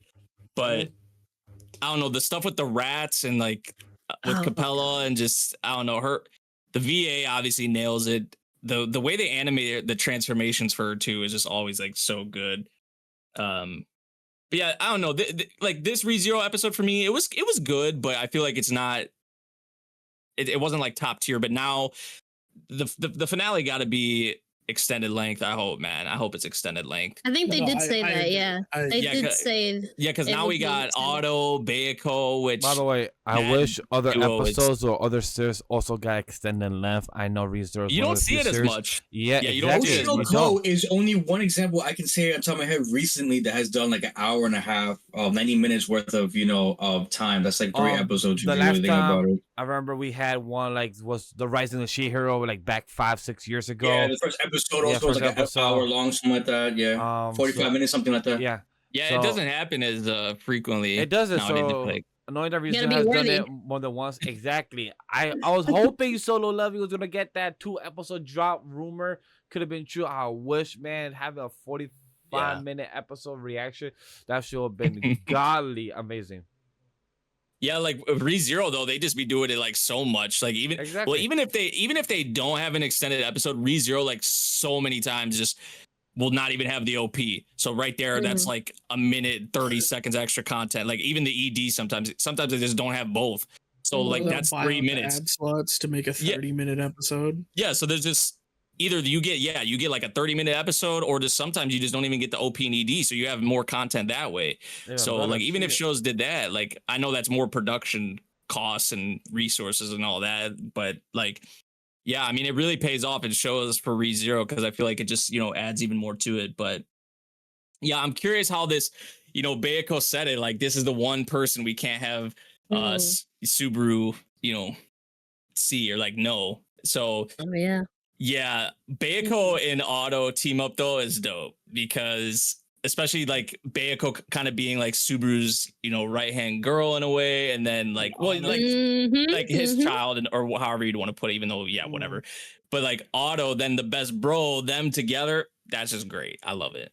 That's his right hand man for sure. You got his bro and his daughter duking. His bro and his daughter, literally, yeah. Nah, the only thing I'll say about these episodes, because of course I'm gonna, I read the light novels, so I'm not trying to say a lot, but all I will say is like it doesn't hit yet. And I think the biggest thing you gotta like really pay attention to is like think about what Julius is going through, because there's this guy who's acting very familiar with him, and he don't remember his little brother. Yeah, it's a blank void, and he's like, "I've always looked up to you, Oni-chan, Aniki." The apple thing too, so cool, and the apple thing. Yeah, and that's just conjuring memories that just don't make sense to him, and because he's like, "But I remember that, but I don't." But like, what? And like, bro, it is such a mind fuck, and it's just so mean. And then Betty and Otto, two people that care about Subaru more than anybody. They are staring down this man, and again, remember, they don't remember Rem at all. They know nothing about Rem, but they hear the mannerisms and the way this person is talking, and they go, "Oh hell no! This is the person that Subaru cannot see. It would break him if he saw this person. Yep. Like this really can't happen." Yeah, like it hurts, and that's why it's a good place to end the season, because this is a dagger to the heart, like for two separate people, for two separate reasons, and it's not even over yet. Who knows what's gonna happen next episode? Yeah, who knows what's gonna hit and what's gonna be revealed, or if anything is revealed. No, typical ReZero fashion. They'll probably like Exactly. they'll resolve some things. We'll get some answers, but then we get just as many questions or things left open. Yeah, I mean, come on. You already Yeah. know. Yeah. And then we'll have to For wait. sure. Then we'll have to wait whoever knows how long for another season. So That's what I'm gonna say. For sure, there's gonna be a season 4. It's not gonna end like that. And I said no. Like, of course, there's gonna be more to it. The big question is, I guess, to Grem, right? Is for somebody who is planning to watch ReZero, is season 4 gonna be the final season, or does it still continue after that? No, it's brother. There's too much, bro. No, Final season. no. That's funny. Who is that? Your We don't talk about that. I was like, damn, I'm hearing someone else. no, it's too long, guys. It's too long. Everyone too thought long. it was funny. Even the ghost No, or this somebody is- did from this the is- void. This is part 5, and there are 9 parts currently. Part 9 is currently going. The author has Scratch your already face. said Yeah, that it's there's too long, bro. Crash, if you get in no, not 9 seasons. I said Oh, 9 no. parts. 9 There's parts, a yeah. difference. So there could be Wait, how more many parts are we on seasons so than that. far? We're on the 5th part. This is season 4, season 3, and we're on part 5. Okay. And Crash, the- once Seasons, you I don't get know. in, Crash, once you are in for the long haul, brother. Yeah, exactly. This is until you're 41, baby. There's no going back. There's no going back. You know what? Fuck it. JoJo's still going on. I promised my boy Alex. Shout out to you, Alex. I gotta finish JoJo. So you know what? If I gotta watch ReZero all the way to the end, what's another anime on the list, right, guys? Fuck Yes, it. sir. Yes, sir. This work. I'll take your words. I believe you guys. I won't discredit your opinions. Yeah, I'll take until it with a you're grain of salt. 90. My I can't I'm wait. happy to hear about that. But who's I excited to can't talk wait about for you Medaka? boys. I can't wait for I you can say boys to something get for once. caught I've been up in quiet. this. We can skip, honestly. Let's No, skip. let's wait before Medaka. We're gonna go down to Blue Box and let you Are boys we? cook. We're gonna go down to Blue Box. No, right? let's do No, Medaka. whoa, Let's do whoa, whoa, Medaka. whoa, We're doing Medaka. We're doing Medaka. I gotta talk Kuroiwa about is in first to Medaka. Let Medaka. Crash, let Crash go. Let Crash go. All right. All right, Medaka first. Look, I'm pretty sure you guys might or might not agree with me. I don't know. I'm a little torn because it was okay at best. I didn't think it was the best. It wasn't the worst episode. So she finally realizes that she might have feelings for Medaka. Okay, fine. Fucking took almost the end of the episode, like the end of the season, but at least she fucking realized it. Cool, bet. At this point, if I get a kiss, I give a fuck. At least some feelings were understood. My biggest takeaway from that.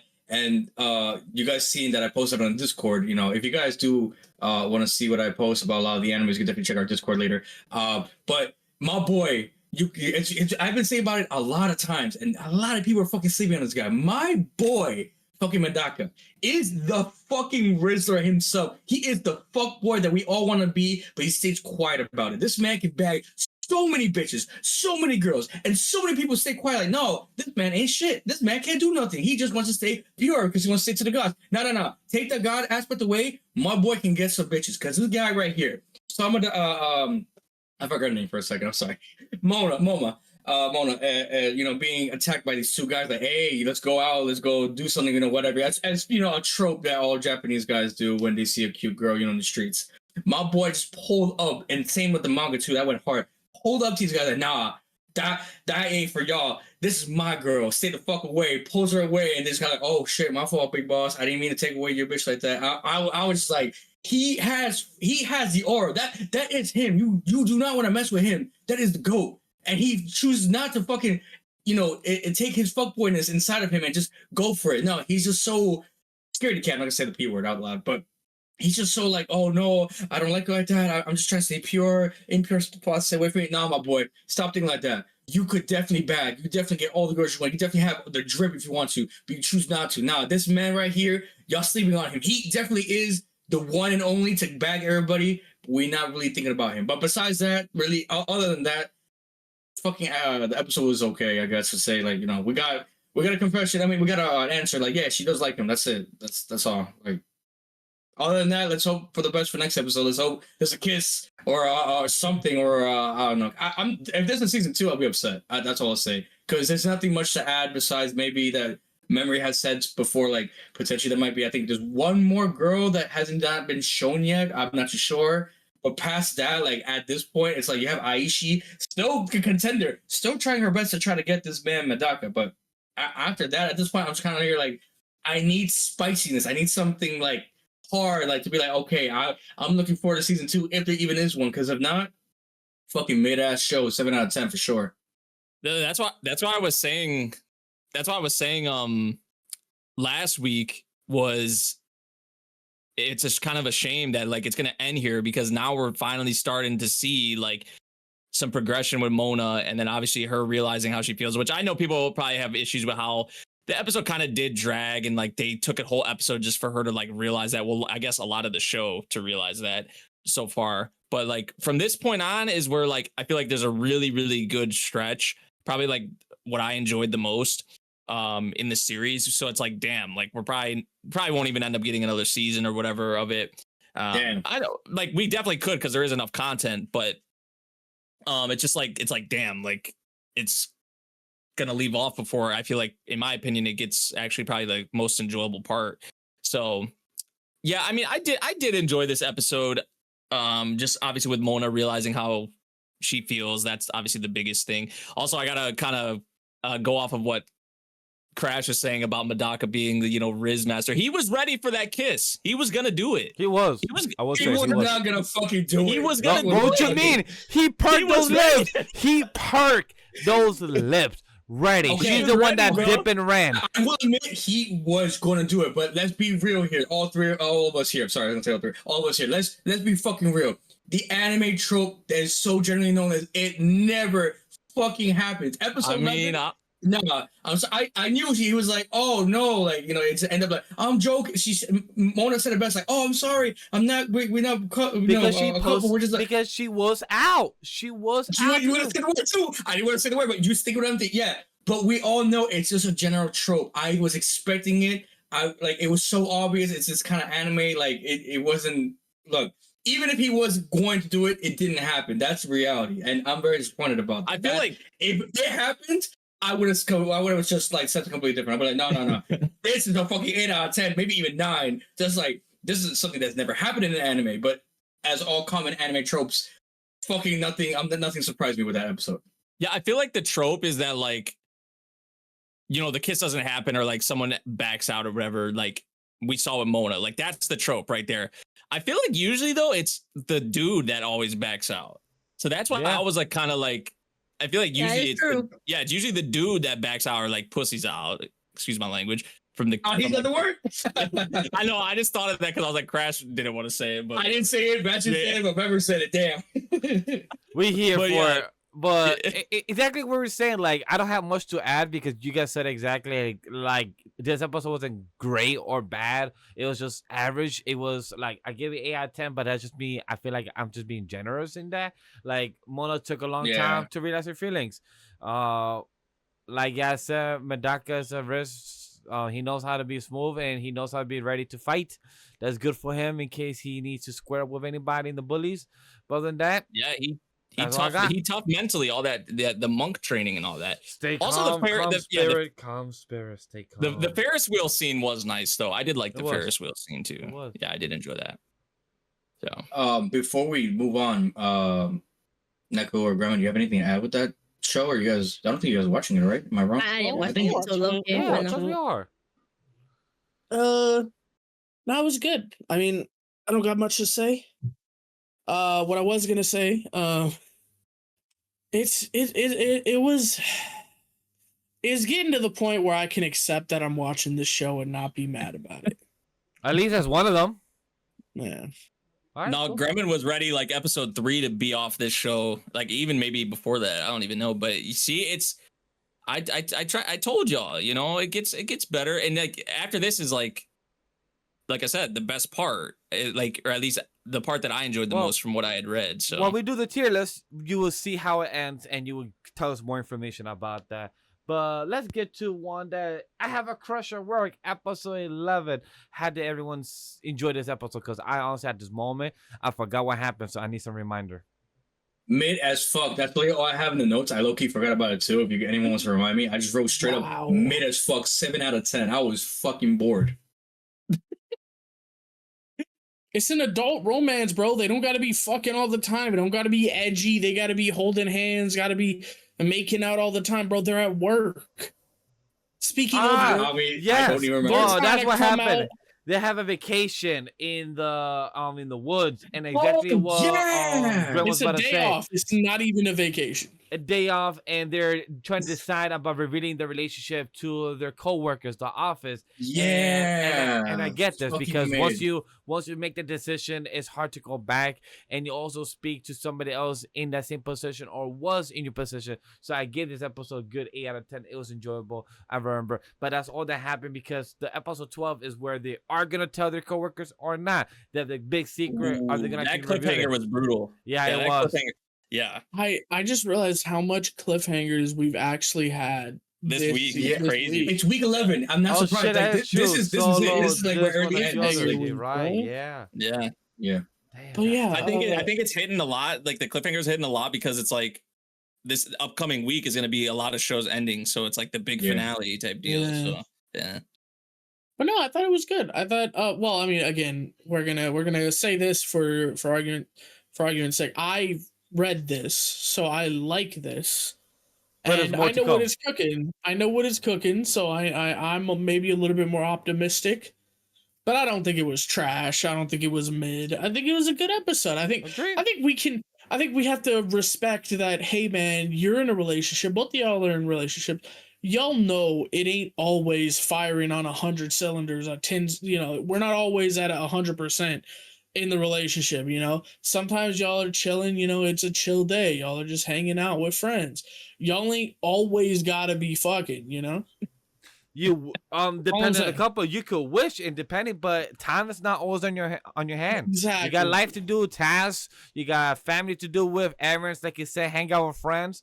It's not always in your That's what I'm hands. saying, dude. In your mind, that may be the thing you want all the time, but it doesn't happen. So I can relate. All I'm saying is either Crash's girl is not giving him enough or giving him way too much. And I'm not sure which one. Hey, but with that being said, we don't know which one.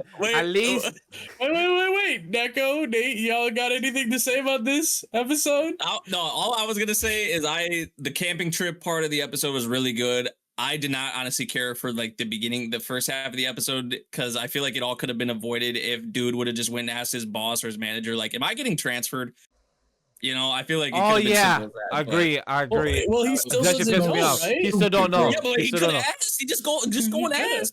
Bro, Well, but then I has think they been would hyping know. himself to think that, hey, I'm not gonna be here no more. I'm like, bitch, watch the next Monday. You come be like, damn, I'm still at the same location. You gone? No, And then, my I'm thing- leaving. I did all this for what? My thing is, bro literally just passed the level 1 bookkeeping, so he is certified as the highest level of bookkeeping right now. You really think they're gonna take an accountant like you out of accounting, bro? Why, bro? Think Yes. smart, come on, my G. No, And you hear rumors what? too. Why are you doing this to yourself? But Neko, any thoughts about this? A good time. I think I agree with all you guys, really. Okay. I would like to ask you a question though. How did you enjoy the last episode of I'm Getting Married to a Girl I Hate in My Class? Oh Yeah, gosh. So look, I'll say a little. I got you, Crash. Hold up. I'm just gonna say this. All right. You know what? I know there's a little thing going on later. If you're okay with what Himari did, you should be okay with what freaking Kai did. All I'm saying. But also, I will Ooh. say it was Damn. okay. At least they Ooh, can't that's fight it actually- out. ooh. So I'm just saying, it's good she let it out finally, right? Being like, hey, Himari, shut it down, please. And then Himari's like, you didn't shut me down, so I'm gonna do what I'm gonna do. So I kind of respect it. I was like, you know what, do you, Himari? But I think I actually thought there was one more episode. So when I saw the end credits, I was like, wait, we're done? This how we're ending the season? I kind of was like, well, damn. Yeah. Well, I kind of was sad because I was like, oh man, we're kind of getting more with like Saito and Akane, but shit, it wasn't okay. Like I did enjoy the anime, but that episode was It was all right, but I did enjoy it though. Like it was cute. It got I love Akane. I love all the other characters, but it was all right, man. It was all right. I just feel like that entire conversation they had, there's a person missing from that conversation. It's Saito Like- himself. 110%. Like if he was there, imagine how 100%. different that conversation would be. But you know what? The plus side is that they do seem closer now. Like Saito They said, do. hey, y'all not holding back. Right? So that was good. Because- And it's always good to do that with friendships, right? Just be real. Just be real. Why One you another. holding in? Just speak to each other. If you're mad, speak about it. Don't just assume what could be and not be. It's better to speak what's on ahead. And I love that kind of just Yeah. like texting like, yo, we gotta talk. And I love how he might came in like, yo, I know what it is. And I told you, it's not. I love how we saw the flashback of them as kids, and she said that we'll always be best friends, except when it comes to boyfriends. And I love how she even Real. said that as kids, because that's some real shit. I have Mhm. been there in that position where I have friends that are guys, and I have even spoken to their sisters. I was like, yo, I'm sorry. Your sister is single. Me and her are talking. That hey, you're the brother, but I don't mean that you are her bodyguard. If she likes me, that works. It goes both ways. It is what it is. Hey, And I- we're gonna be familia, not just brothers. We're Exactly. Not just Whoa. friends. That's the best friend. Buddy. If That's you and me, good. if Oh you my and your God. sister work, we could be Órale. real brothers-in-law. We have that extra level of friendship. So I, Órale. amigo, mira, hermano. That's crazy, boy. man. So I just understood what they meant, and I agree with Neko. I support with what she said because I'm glad they had a conversation. But I love how Mari just put the foot down. But I'm sorry, Mhm. girl, you waited way too longer than anybody would. I'm sorry, you Mm, waited 2 years until your best friend found out. Like, damn, you actually did like him, and it took you this long. Deadass. Like, yeah, I'm sorry, I would have not waited for anybody that long. I would have probably waited 6 months to a year, 2, and now I'll be like, yo, a year waited. All right, it's time to make my move. That's it. Okay, but you're forgetting one thing, okay, Vash? Oh God. It's much spicier if you're competing for the boy. That Oh, is God. true because Really, that'll make you more 110% attractive. agree with that. that is true. Once the 2 year came up, and I kind of sort of find out she made her move. She said, "Holding hand, kiss. What's next?" She even said, "Yo, Hey. I am ready to give in the pants. Even like I'll do anything with my Literally. boy." She said, "Hey, I'm willing to fight for him. Have him fall in love with me. It is what it is." You got a point there. Hey. But It's like you, Hey, you respect. came in and you're married to him. That's all well and good, but I'm gonna fuck him first. I'll seduce Just wait, that. bro. Yeah. Yo, Get she said that. She everything. tried to at the very end. She's like, "You want to get out of here and do something, to spice Even it more. up?" Right? yeah, more like she that. was like, she's willing to do anything. She's Both like, of "Hey, you, mommy. you have the Both of first you. We step. like that. You have the home base. You live with him. You could be in the Mhm. shower with him. I don't have Mhm. access to that. I need to swindle him. I need to be like, yo, Not literally. Yeah. I'm in the park alone. Can you come here meet Mm. me? And she did, and he did. And that was next. Okay, It was Oh into a my hotel. I God. don't think that was a play though. I don't think that was No, a no, play. no, no, though. no. I know that it wasn't. wasn't- I know it Yeah, no, wasn't, I but feel it you, I could feel be. It could be. I'm just saying. In the I feel next you, I feel you. scene, in next season 2, it could be. It could be. But Crash, Okay, I feel it. talk to us. All right. Talk about it. I was gonna say just real quick. Memory, do you have anything to add to that before I go? Oh, I have a decent bit to say. I'm so about you to can go say, I ahead. gave it to you. Just go Yeah, with it. you can go ahead. All right, I'll just look.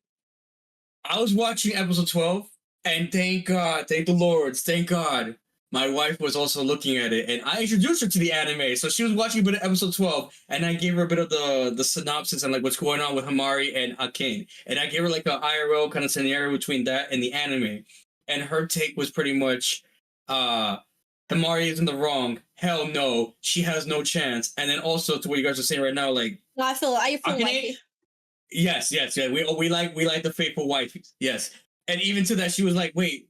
Then Akane would win that, like between her and Hamari because they live together. How the fuck would Hamari even win? And I had to explain the whole tsundere trope and the whole Gairu aspect, and she for the streets now, but not really low key.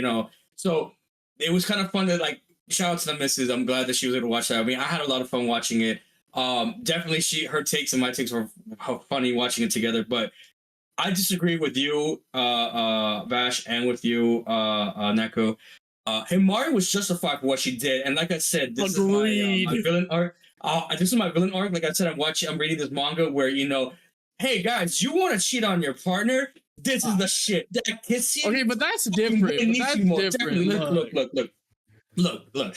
I will just say. that's crazy, Crash. I will just say. She liked him. She's liked him for a minute. And she went in for the kill. She did what she wanted to because, between two girls who like one guy, it's when it comes to love and warfare, all limits are unbound at the end of the day. So if the best friend wants to kiss, her crush, go to you. If the tsundere main does not even want to try to do anything by the end of the fucking season, I'm gonna have to go with the fucking childhood crush, the side piece, the fucking the secondary. I have to go with that because I need somebody to win in this romance. I would love for the main to win. We all would love the main to win, but at the end of the day, I'm a man of romance.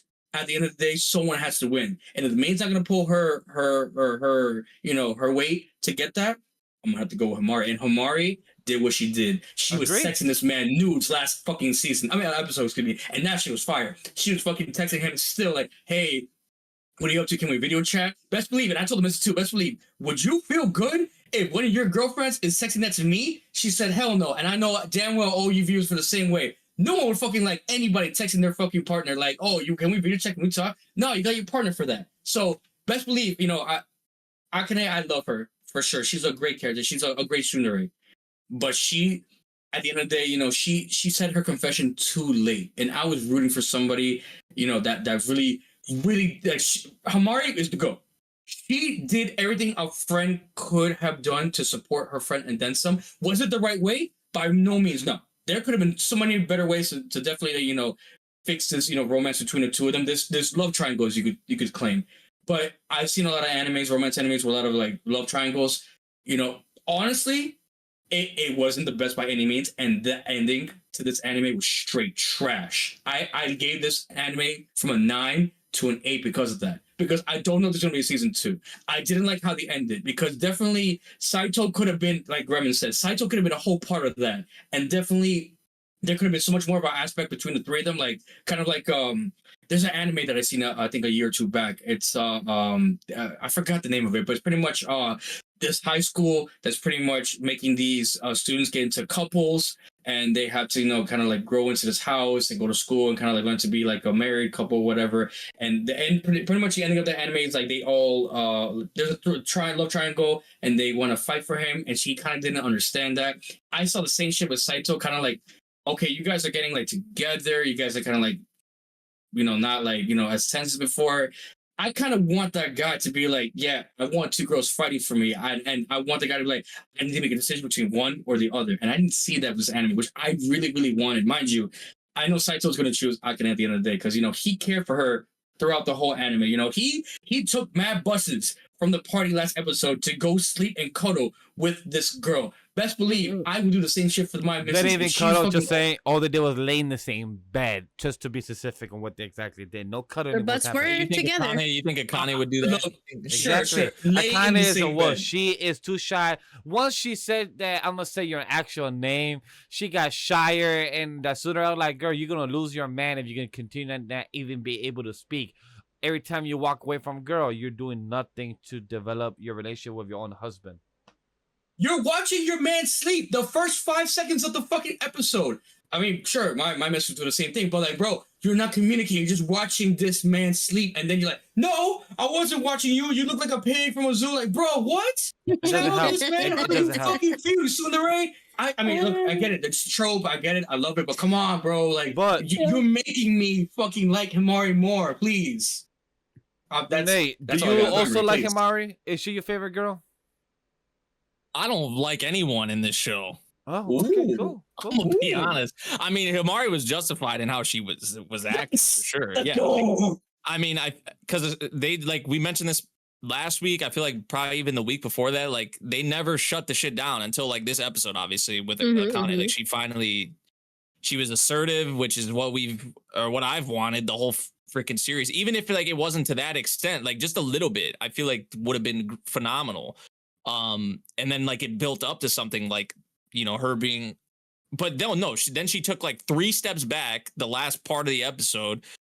Like I was like, okay, she was being assertive here. Like let's leave off with something like this is the final episode, and then we just like we go back to starting from 0, but like a 0 out of 10. I'm not talking about like some ReZero. Like that was just some 0 out of 10 writing. That was like I get it's the whole trope and whatever with her, but like I don't know. She one of the worst tsunderes I've ever seen. I'm sorry, bro. And this is I don't know. This series, like, I don't know, you look up average in the dictionary and this series is right dab smack next to it. Hear me out. This is this argument. It was just painfully average, bro. Like this. I'm not gonna lie. Yeah. I mean, dude, like that ending is so watching it. It's not stupid, bro. Like you get a scene, you get something that like, okay, for Akane's character, like this is huge, right? Like, oh, you're taking fucking steps forward. Like, leave off the episode like with her being assertive, especially towards 100%. Yeah. And you go back like 3 steps. Fucking trash. Agreed. All right. Fucking. I got one thing for argument's sake. Okay. I don't care what you've read. Yeah. Wait. No. Hold on, let the man cook. Let the man cook. Let me cook. She's a tsundere with red hair. Drop the mic. All right, next. No. All right, let's go with honey lemon soda. I know we're short on time. I'll just say this real quick. Look. We're very short on time. The elephant in the room. Saito has great memory. How the fuck do you not remember Akane was in that party, right? I will agree It's been 5 years. People change. No. He has good memory. He has good memory. I refuse to believe that. People look change. People look. I'm sorry. I don't look the same from a 12-year-old Miguel to like a 15-year-old Miguel. I don't look the same, or a 17-year-old. I don't look the same. It's 2 different versions. Okay. Even now, from 18 to now 28, I am about to be 29. Japanese though, the Japanese look the same. Exactly. They're older. Stop it. In his hair, excuse me. But anyways, I'm just saying, if the episode was like Saito and Akane and just the memory, the recap, and then they're just talking about it in the house, and maybe a spicy scene where they get on the couch, and maybe she's like, okay, you the spicy. Anyway, so talking about the spicy scene, talking about the spicy animation, we have Honey Lemon Soda episode 11 because we are short on time, so let's speed roll this. How do we got about Honey Lemon Soda? Let's keep it first to Neko, the one that actually talks positive about it first. How did you feel about this? It happened, guys. So at least that happened. I'm just saying, look, me and Crash talked about it. If you're okay with Himari, Kai just kissed her, okay? And he just was answering her love confession, is all I'm saying. It was cute. With that. Did you? No, I told you. Well, me and Crash talked, and that's all I'm bringing it up with. But yes, overall, it was a good episode. I mean, the whole Monogatari staff was on it, or I guess one specific person on it, which, the episode looked great. You can't lie. This episode did look great. And of course, I see the complaints about just Dragon, I guess. Just Uka being, But I think it was just a push for her forward, guys. Like, we've been building that up, right? That she's been trying to say something. Now, the whole episode, she's like, I'm gonna burst. I need to say it. And the whole race was cool. Her passing the baton to him. It was cute. And all that, I don't know. It was a good episode. I feel like we've been saying this before. If you don't like it, I'm just gonna say, at this point, since you guys don't vibe with it, watch Kimi ni Todoke from me to you. That is something you guys would probably prefer way more than this, because this is the same type of beat of this, basically, but more handled very differently. So that's all I'm gonna say. That's all. My mic drop. Watch From Me to You, because it's really good, and that's all I'm gonna say. I read Kimi no Todoke, but I just want to. What do you mean dragged out? That shit was on fucking 5 times speed on my screen, bro. This shit just randomly out of nowhere. We were skipping days, months, years. I don't know how much time we skipped, but shit just started happening, and I was like, "What's happening?" I had to hold on. Isn't that Monogatari too, though? Isn't Monogatari that fast too, though? That's not what happens in Monogatari. But Monogatari is fast too, though. Monogatari is like 7 seasons. Monogatari is 7 seasons for 1 year, girl. In an episode, so many things happen all at once, so that's all it was happening. It was just the same day. It was the same day. So what do you? Same day. 2 days. It was probably 2 days, actually. Realistically, it was 2 days. A week and a half, bro. There was at least a month that went past, bro. She was sitting there she was sitting there going, "Oh man, new seat assignment," and then fucking like what? You're saying that an hour later, the one chick goes, "We're sitting together for an hour. I have to ask you out." And then she gets turned down, so she tries to get fucking set up fucking Inori with not Inori. What's her name? Uka, the fucking whatever the fuck her name is. Tries to get her set up the same day. This all happened in one day. No, This it wasn't ran a in day. It wasn't a 24 day. hours, bro. No, it wasn't a day. There's been The- weeks that went by, Neko. You're crazy. It wasn't wait. It wasn't wait. Wait, hold Yeah, on. I man, don't think it was. talking about Marin? Brother. Marin? Who? I forgot that girl's name, but she was I kind don't of know. she was Marin, crazy. who are you talking about? The girl who got turned down? Yeah, her probably. and the one who tried to like, get Uka to like get another guy, whatever. Yeah. Girl.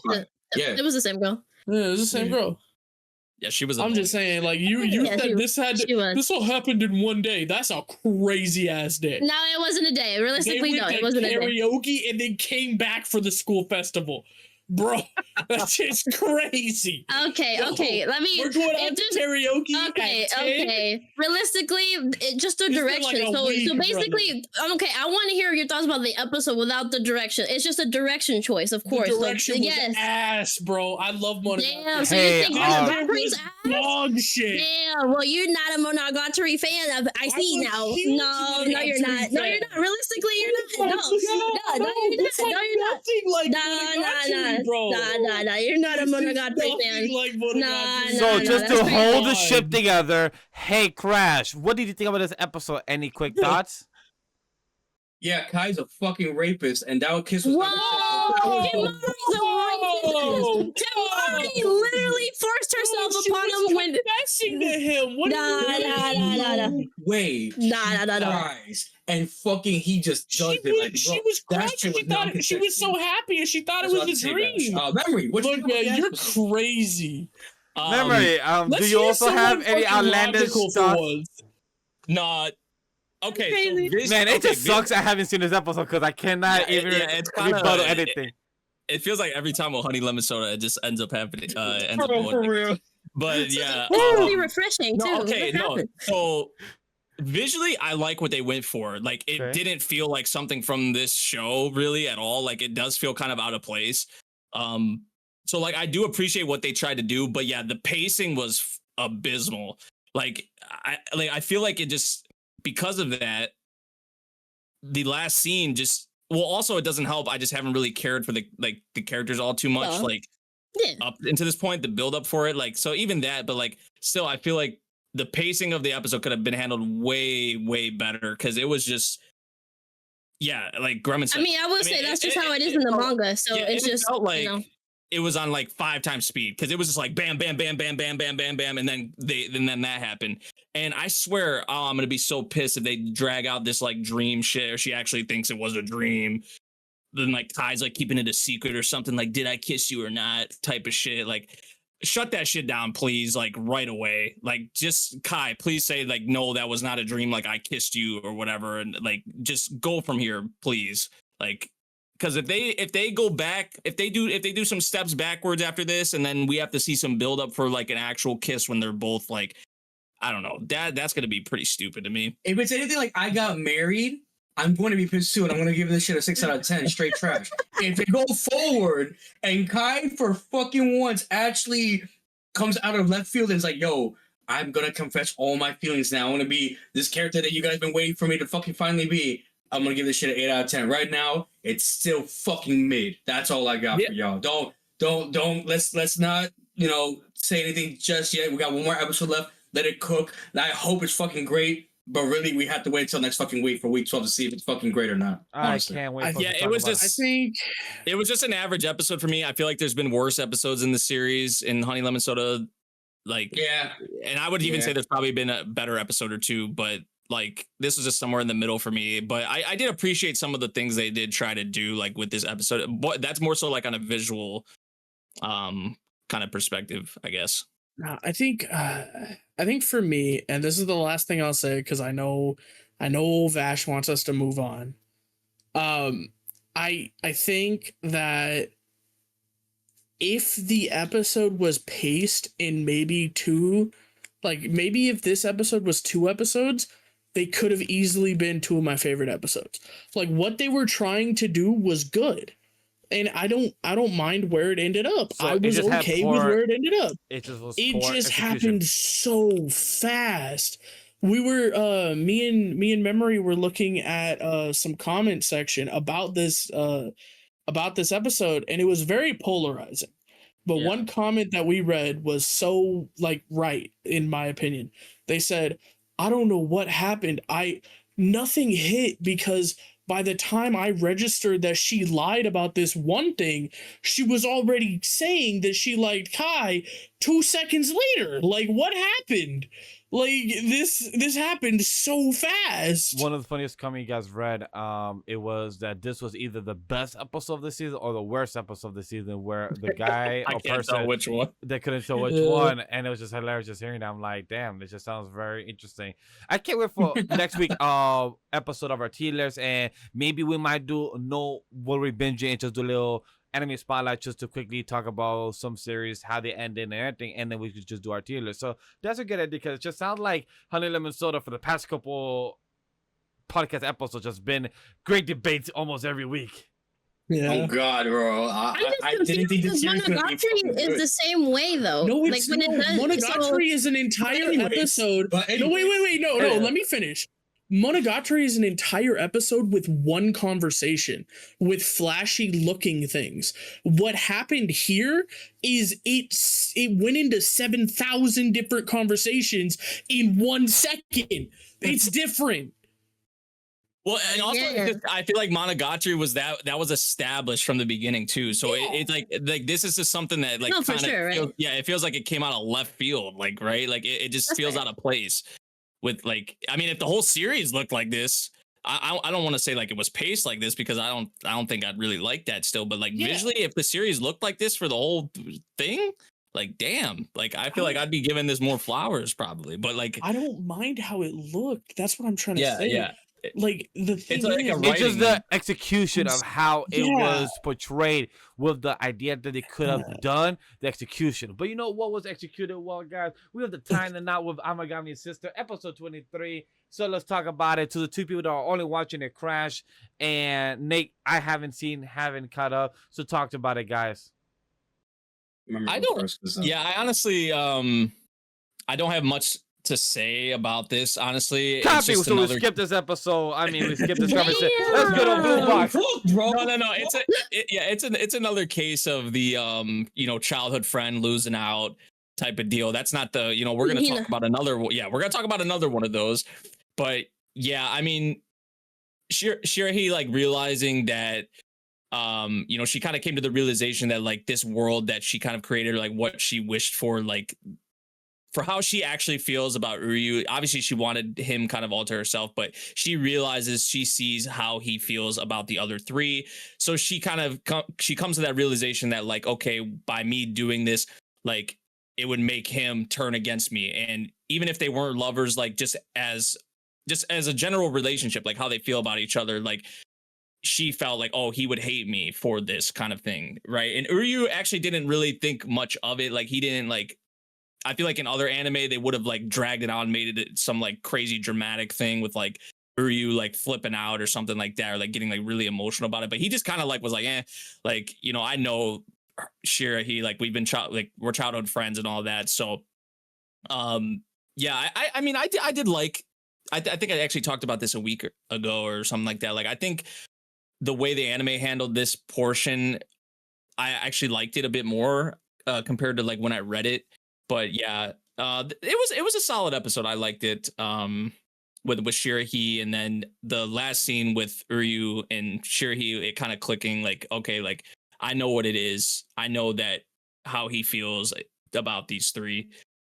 But yeah, it was kind of brutal in a way to see another. Yeah, it was kind of brutal in a way again to see. It didn't hit as much as what we'll talk about next, but The other one. yeah, but another childhood friend losing out. Like, what else is new? How about you, Crush? Was it an episode that we could skip already, or you still got some words? Oh, I got some heat. You guys are not ready for this. This shit was the Shirari looks very good in a in the uniform, in the shrine uniform. She might be the fourth, girl in the harem later on, potentially. It's a shame that she didn't get her flowers because she did try her best. Like I said, I'm rooting for one person when it comes to romance. The main or the side piece. She was a side piece, and unfortunately, she went about it the wrong way in this series. She went to a god and she was like, "Hey, yo, bada bing, bada boom. I like this guy. Make me, his, significant other, and fuck those other girls." And unfortunately, the girls were a little bit more powerful enough, to sway over that wish. She didn't get the man of her dreams, but you know what? It's not the end of the world.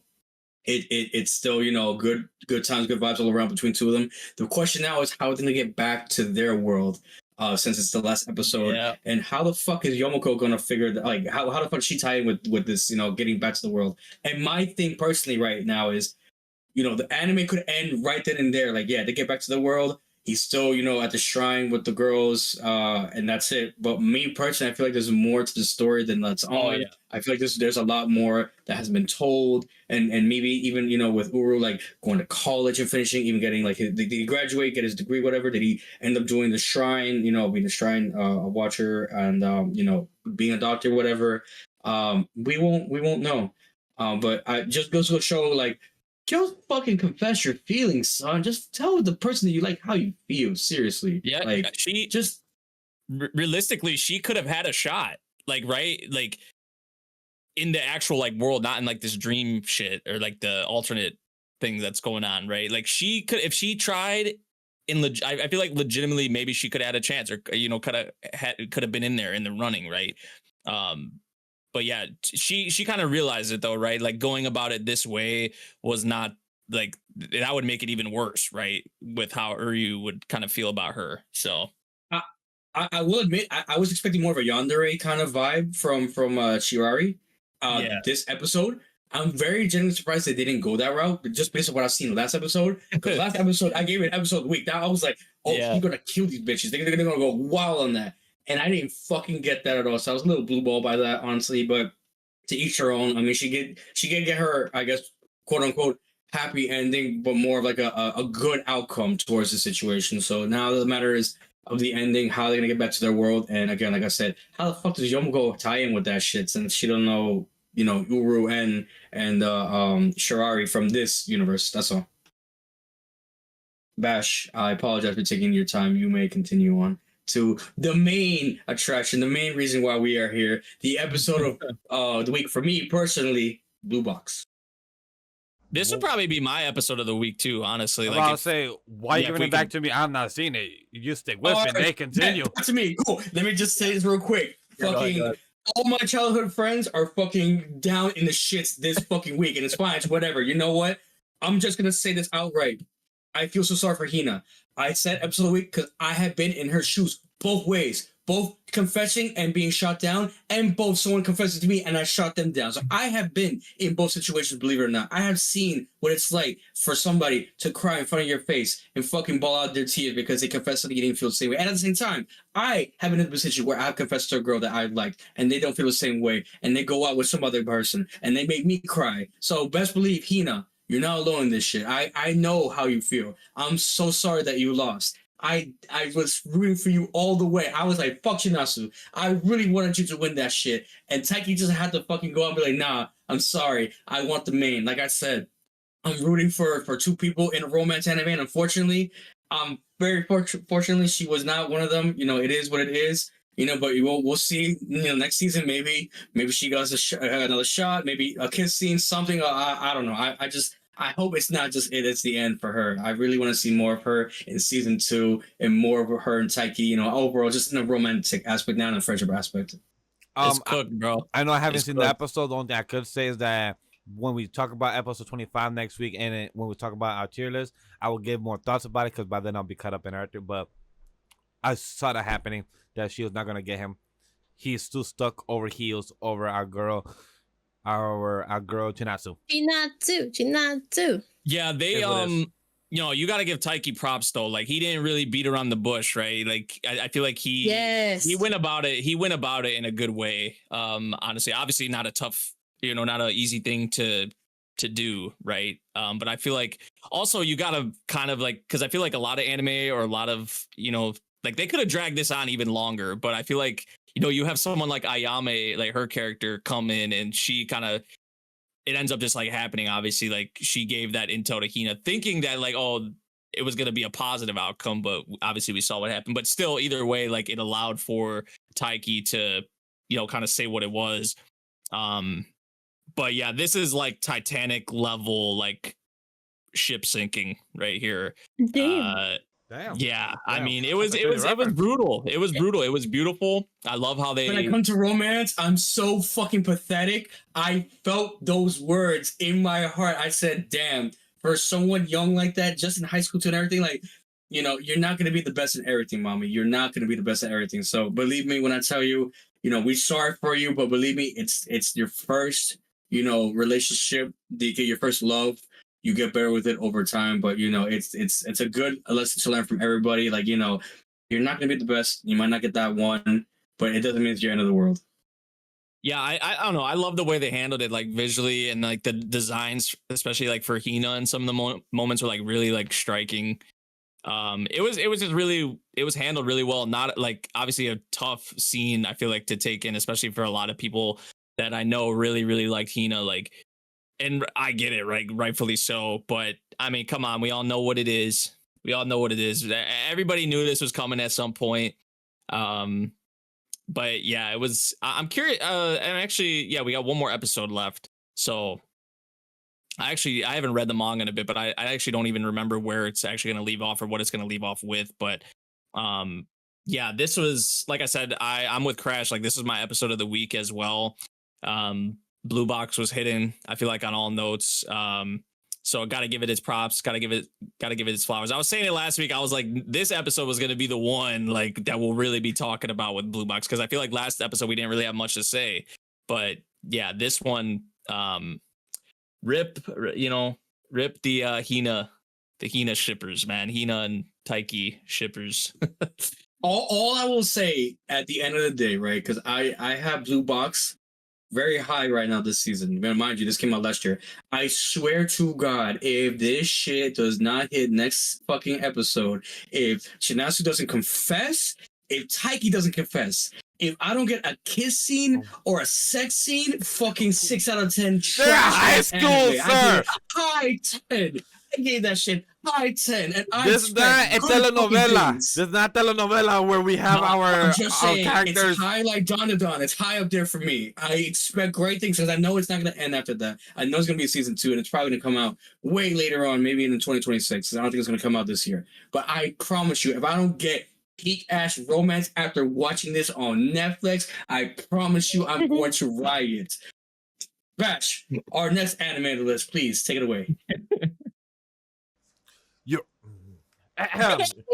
Wait. I'm not watching Blue Box, but do you seriously think that there's ever going to be sex in this manga anytime soon? Wait, that's what he was talking about? No. Imagine dream, but no, of course not. No, that was just Crash's. That was just Crash's. That's just my dirty take. Okay. I thought you at least meant a kiss. Okay. I was like, okay. I mean, you never know. The very craziest way, maybe groping, but I highly doubt it will ever get to that point. I'm just saying. Can we name you the Hispanic Assassin, just the Hispanic Gooner or something? Because like at this point, it's just, I don't know, Crash. You got a record. I'm just saying. From now on the show, he was going to be called the Hispanic Gooner. We're gonna have no time. He's not going to be called the Hispanic Assassin. He could be called Hispanic Assassin on any other show that is being represented from Anime Studio. But when he's on Off Da Binge exclusively, he's now known as the Hispanic Gooner. Thanks to Neko very much. You can blame her from here on forward. From now. I consent to that name for any other episodes, therefore, but this episode, I don't mind that name. No, okay. Crash, I already told you I was going to strip you of your colors. You're no longer the Hispanic Assassin. Yeah, you got different colors, so it makes sense. Perfect on this episode. Thanks to Neko. No. You're now the Hispanic Gooner. For sure. I wasn't meant to win this episode. That's fine. I knew that going into this. I was very scared. I'm actually surprised that it took this long for somebody to say something. But yeah, but hey, Stay tuned for next week and the week, all weeks afterwards, where we change his intro to call himself the Hispanic Cooter. All right, yes, there you go. he's not gonna be called Hispanic Oh my Assassin, but God. you know what you could be called is checkmate on both your sides when you're versing your opponent. When you think you have them on the run, but no, you have each other on the run. We have our boy Zeno. I think I pronounced his name wrong. Zeno. Thank you. Zeno. I don't know why I said Zeno, like from probably the game of Xenoblade. yeah, Xenoblade. Thank you. They knew where I was going with. He like my brain just went there. But Zeno and Senku, how did you guys feel about this chopper fight of Dr. Stone, episode 11 of season 4, part 1? It was fire. It was, I mean, the aerial battles was really cool. Also, like the Stanley double was a kind of like cool little twist they kind of threw in there. I didn't expect that. Yeah. Because the animation art like just really made it on the nose of the bodysuit. I'm like, yeah, the oh, bodysuit, that's the definitely cheeks, not the cheeks- Stanley. Yeah, The cheeks were cheeky. The cheeks were cheeky. Yeah. Can we just talk about that? That was that was buenísimo. thrown off. Really, no. Hey, when it was to our boy Bochi's art, you know, that is to be expected. I feel bad for the Kingdom of Science. They got beat down in 10 seconds before they got the extra help. But my boy Stanley came out with a 2-shot on the shoulders, like with no fucks given, like pa, pa, pa. He didn't give a fuck. He said, I'm gonna shoot that shoulder blade, make that shoulder blade not work not once now. Yeah, but like the planes, the aerial battles, the submarine. Oh my god, submarine. I Yeah. knew it. I knew it. Vash called it, ladies I and said it. gentlemen. Yeah. He called it. He was like, you know what? He thinks it's gonna be submarine. I'm like, no, it's gonna be fire jet. And I've seen him like, nope. Vash called it. Just right on this call. I'm like, nope, you called it. Yep, sorry. You had it right. Hold on. Now I will never take that word from you ever again. Once I saw a submarine going down to hit the point of the ship, I was like, God damn, they built that shit with honor. The Pegasus was doing so well, and that shit was explosion. That shit was done. One thing I do agree with Nate that you said, the aerial battle. Once our boy Senko's jumping them, I'm like, please don't jump in the ship. Please don't jump it on the ship. Please don't jump it. Plane. Please don't jump in the plane. Please don't jump in the plane. And I love how our boy Ryusu, he looks back and like, did he jump in the plane? Yeah, jump in the plane. And they just started going down. I'm like, God damn it. Their chemistry works so well. Ryusu, he's so not reckless. He is what's the word I'm looking for? Not reckless. He's bold. I feel like I don't have the word, but he's bold. He will take an opportunity to knock down the opponent, even if it costs him his life. But he will finish the mission. I love that. He's a gambler. Yeah, he's a good gambler. He takes them risks for sure. But yeah, I don't know. I know some people like were making comments about like Senku and just how like unrealistic it is about him like being in the plane with them. I think like he like because what they like crashed or whatever, right? Yeah. Or like, and he like survived that. Like, you know, people are kind of calling that out as like bullshit or whatever. And like even when he did was, say that I'm not supposed to be good. He literally said that line like I'm still walking. Yeah. I'm just not supposed to be here. So like it's him telling you he was lucky. He's not supposed to be alive, but he was lucky. even when he was like leaning over in the plane. Come on. Even when he was like fixing stuff on the plane too, like when it was like, I don't know, bro, but hey, the adrenaline's probably going. Exactly. That's for sure. So I mean, that would push. Like, I mean, dude, I just kind of like a backstory here. Like, I broke a bone, didn't even know I did it until like 2 or 3 hours later because that adrenaline's like hitting you. It's like crazy. Exactly. But yeah, this is a fire episode. Like, like I said, the dog fights, the submarine, the checkmate. You know, on both sides, I guess you could say. At the end, like the way the episode left off, like that, the way the episode left off is just a scene that would like feel like make a lot of people kind of jump out of their seat, right? Or like get really excited. It was definitely like a hype way to leave off the episode. So I enjoyed this one quite a bit, and I'm excited. I'm curious also to see how they're gonna leave off this part. I was gonna just say, like, you said the words right around my mouth. I jumped out of my seat. It was a straight 8 for me until after the fight, you know, the dog fight up in the air. So then when I just see the plot twist, it's not Stanley inside the suit, but somebody completely different. And then Stanley just goes into the boat and just does Stanley things. That was just so cool. And then to see like Xeno was like, oh, I checkmated you, my boy. And then it's like, nope, fucking Supergirl comes in right in with his sword. He's like, My boys no, with Casa. I'm like, yo, you like that checkmate. yo, Senko, you are lucky because you literally got checked me at the perfect time of each other. Like, yo, that was beautifully timed. It just shows how the mentor and student always, counter each other. So I just love that. Yeah, it was great. I can't wait for the final episode.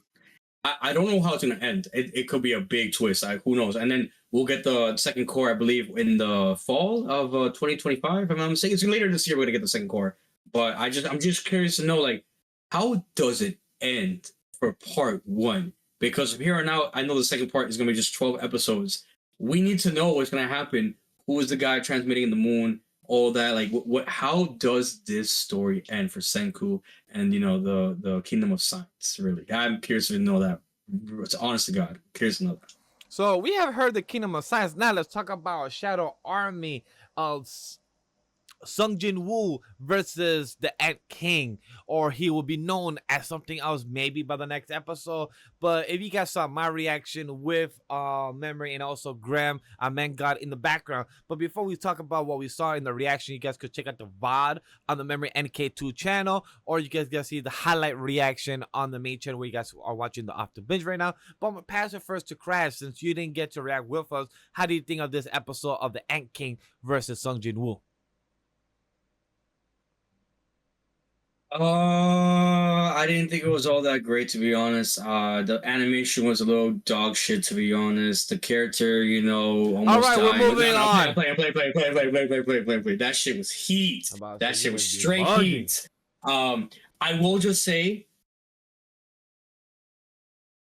I'm a little upset that I didn't join you guys. And honestly, at the same time too, I'm glad that I didn't, because I did pause a lot to go back to look at a lot of stuff, like the daggers, seeing like their attack, like what it said, like, the notes and everything like that. I was just seeing what the system was saying all along. I know you guys would just kind of like read that real quick, but me, I want to go back and look at that. So I did take a little time extra to take a look like what's saying, what the system's saying, with the items and everything. And even with the elixirs too. Like, I had to read that back a second. I'm like, it didn't work. He only gets 6 elixirs, and one of them didn't work. So he's used 2 already. One for the mom and one for our mommy. You already know. So now he only has 4 left. We have to remember that. He has no more ingredients anymore. So he has 4 more elixirs of life.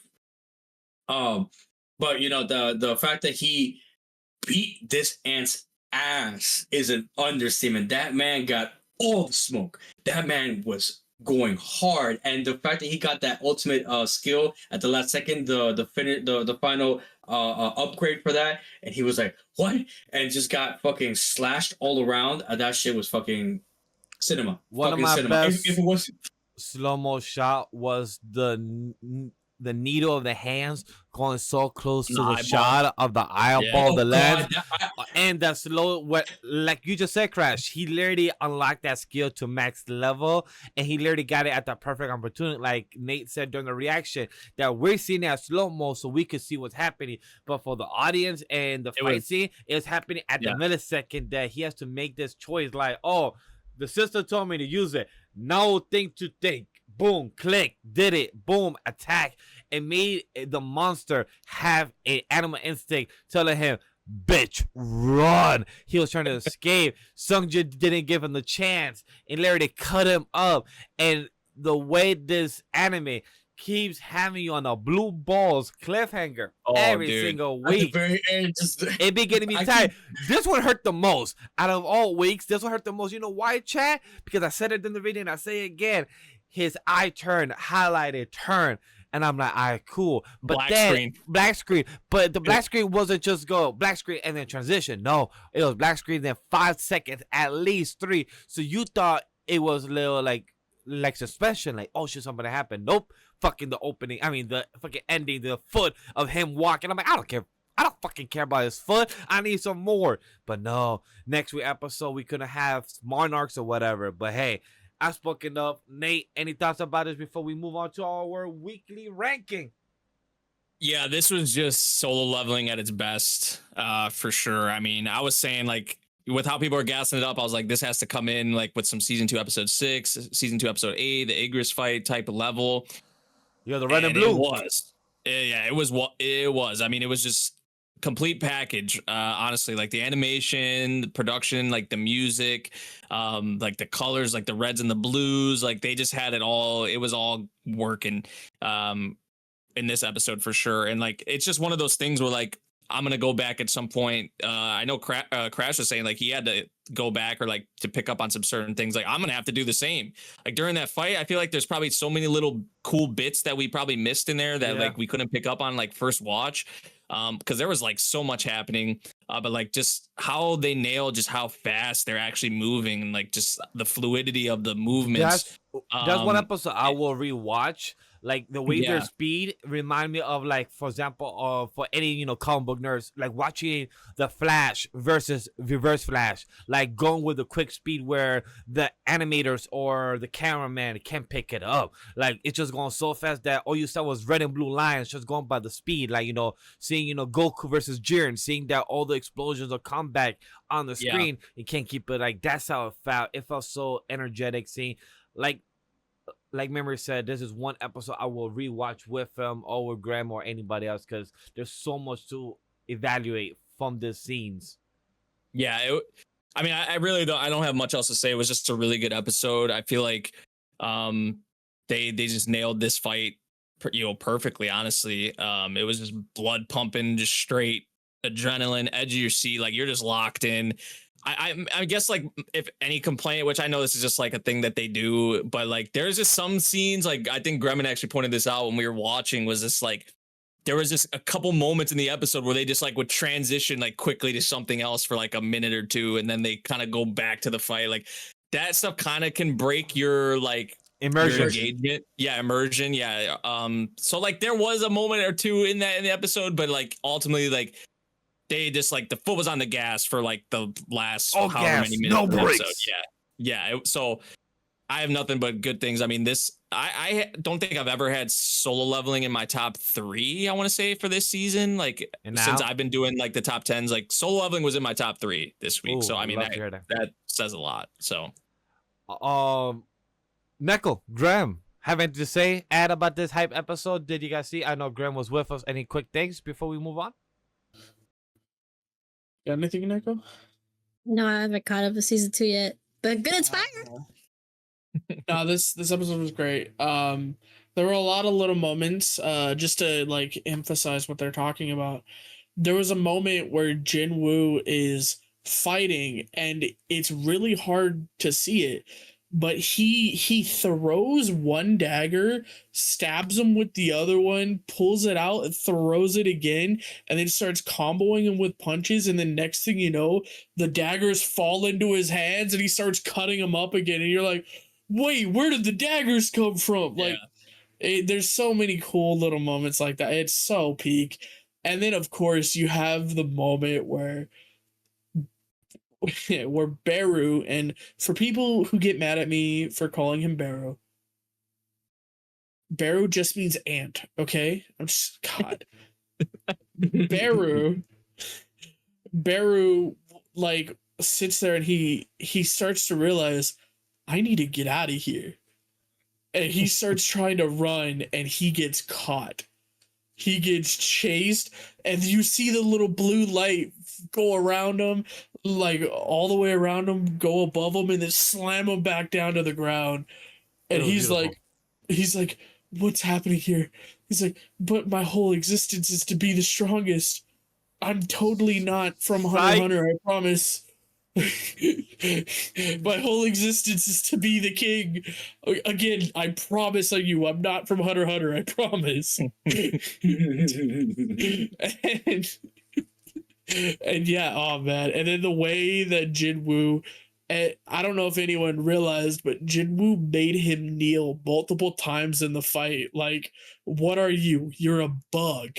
Lay on the ground like the bug you are. He crawled even. The bug crawled trying to run away. In the first point of view, it was funny as hell. He was trying to crawl and like, yeah, running is probably not too fast. Let me crawl. I'm like, Yeah, He was playing into that king thing because he was. Jinwoo never even mentioned that. The Ant King was the one who mentioned that. Like, are you the king? Right? Oh, Like, you're the he king. never So answered. yeah. So He Jinwoo, laughed and like, giggled. Jinwoo was just playing into it. He's like, all right, like, you know, I'll be Oh, the king. Like, I'll you be look the at you, king. yeah, look at you bowing down to me and shit. Like, you But- know, kneeling. Like, and the way he said it with it's the funniest thing ever. You ever walk up to a fight with this guy that's just absolutely massacred like 10 of your peers? You walk up and go, ha, neat, it's a bug.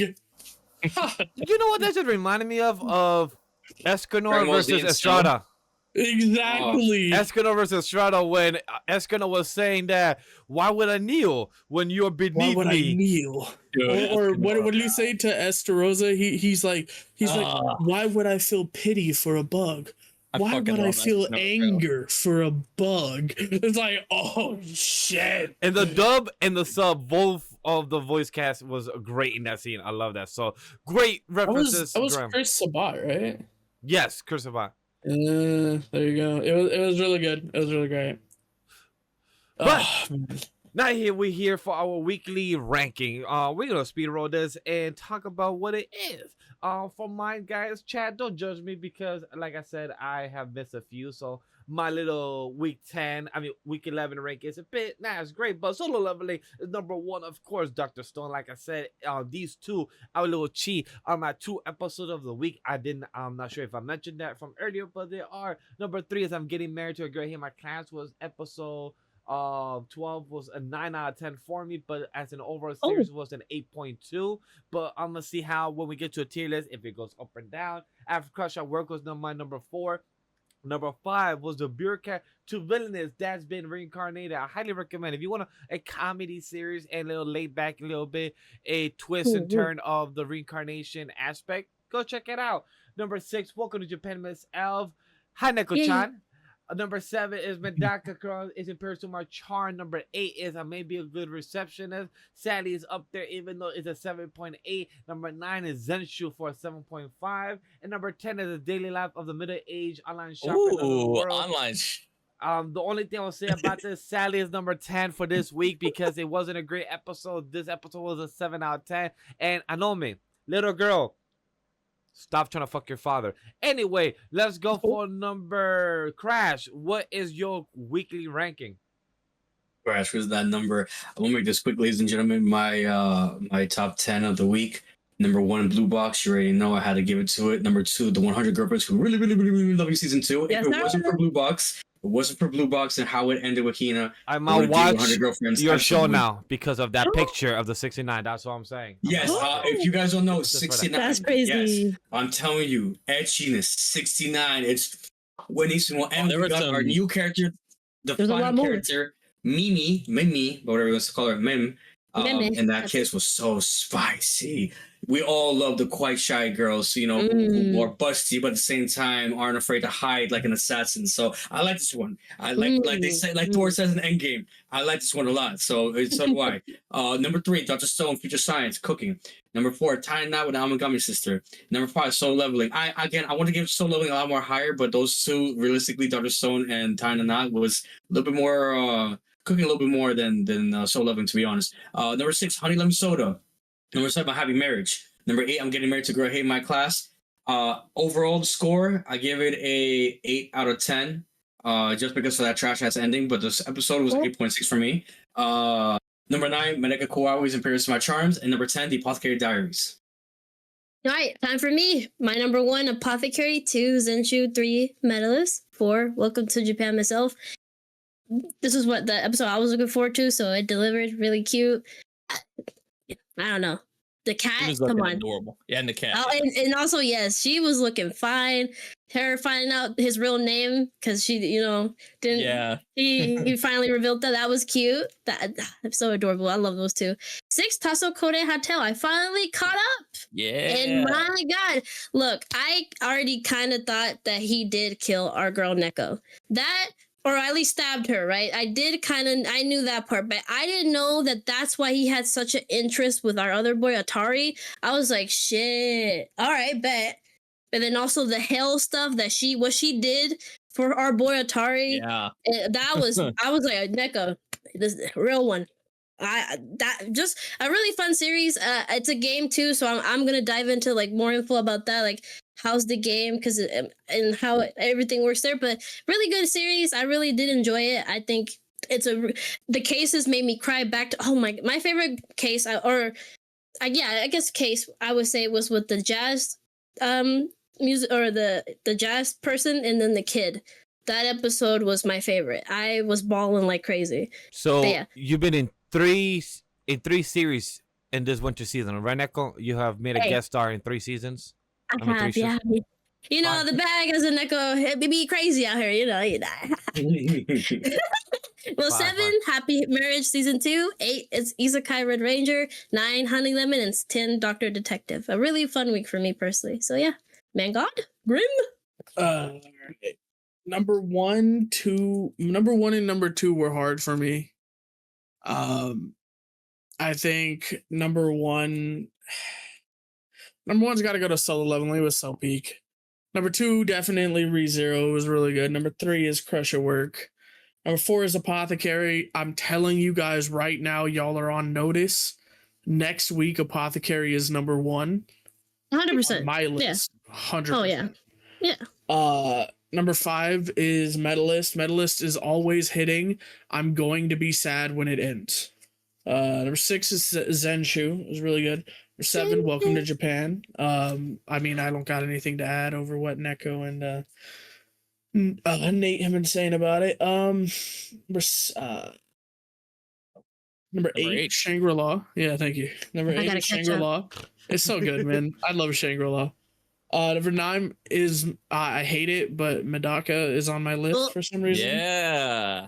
Yeah. Okay. Medaka, the Riz Master.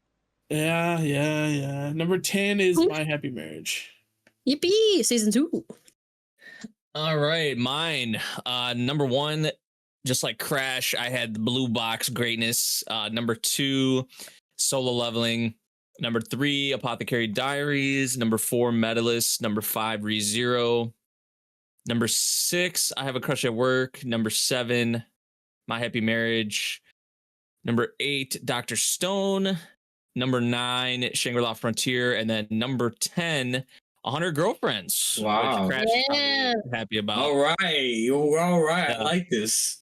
Yeah, it was. I mean, you mentioned this. You guys mentioned the 69, but there was some other scenes going on where some Yes, sir. titties. Oh, looking, you know, I'm not gonna. Yeah, I'm not gonna I mean, If you know, Yeah. or just join our community. It's in the threads. They post pictures. I be lurking. I don't know what's going on. I just be like, spicy, cool. I Spicy. spoil. If you're not on time watching it, the moment it releases, then that's on you. Don't be mad that I post a spoiler on the Discord. It is what it is at that point. Damn. Just put spoiler tag. That's all I'm saying. y'all. Yeah, Yeah. but if you chat and see what we're saying, this is the end of our episode 22. This is our week 11 coverage for the winter season, and I'm really excited because we have completed a full 12 weeks of winter season coverage. We're about to get to our tier list next week. It's going to be pretty exciting where we are going to argue where to put Honey Lemon Soda. It's going to be an A, B, C, D. Where's it going to rank? Can't wait for the full arguments for next week. I'm going to say on my end, don't forget to check if your TV cord is still plugged in case your son leaves. Just in case he takes the TV cord cable and then brings it back home. Be like, the TV's working. If you know, you know from Solo Leveling. Crash, tell us about your long outro. I was gonna just say, for everyone watching, thank you for supporting us. This is going to be our first season going to the New York in 2025, and we appreciate all your support for watching our podcast. Get ready for week 12.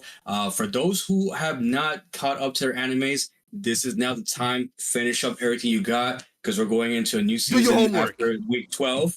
Do your homework because we have a lot to speak about for the new season coming up. Stay tuned for that.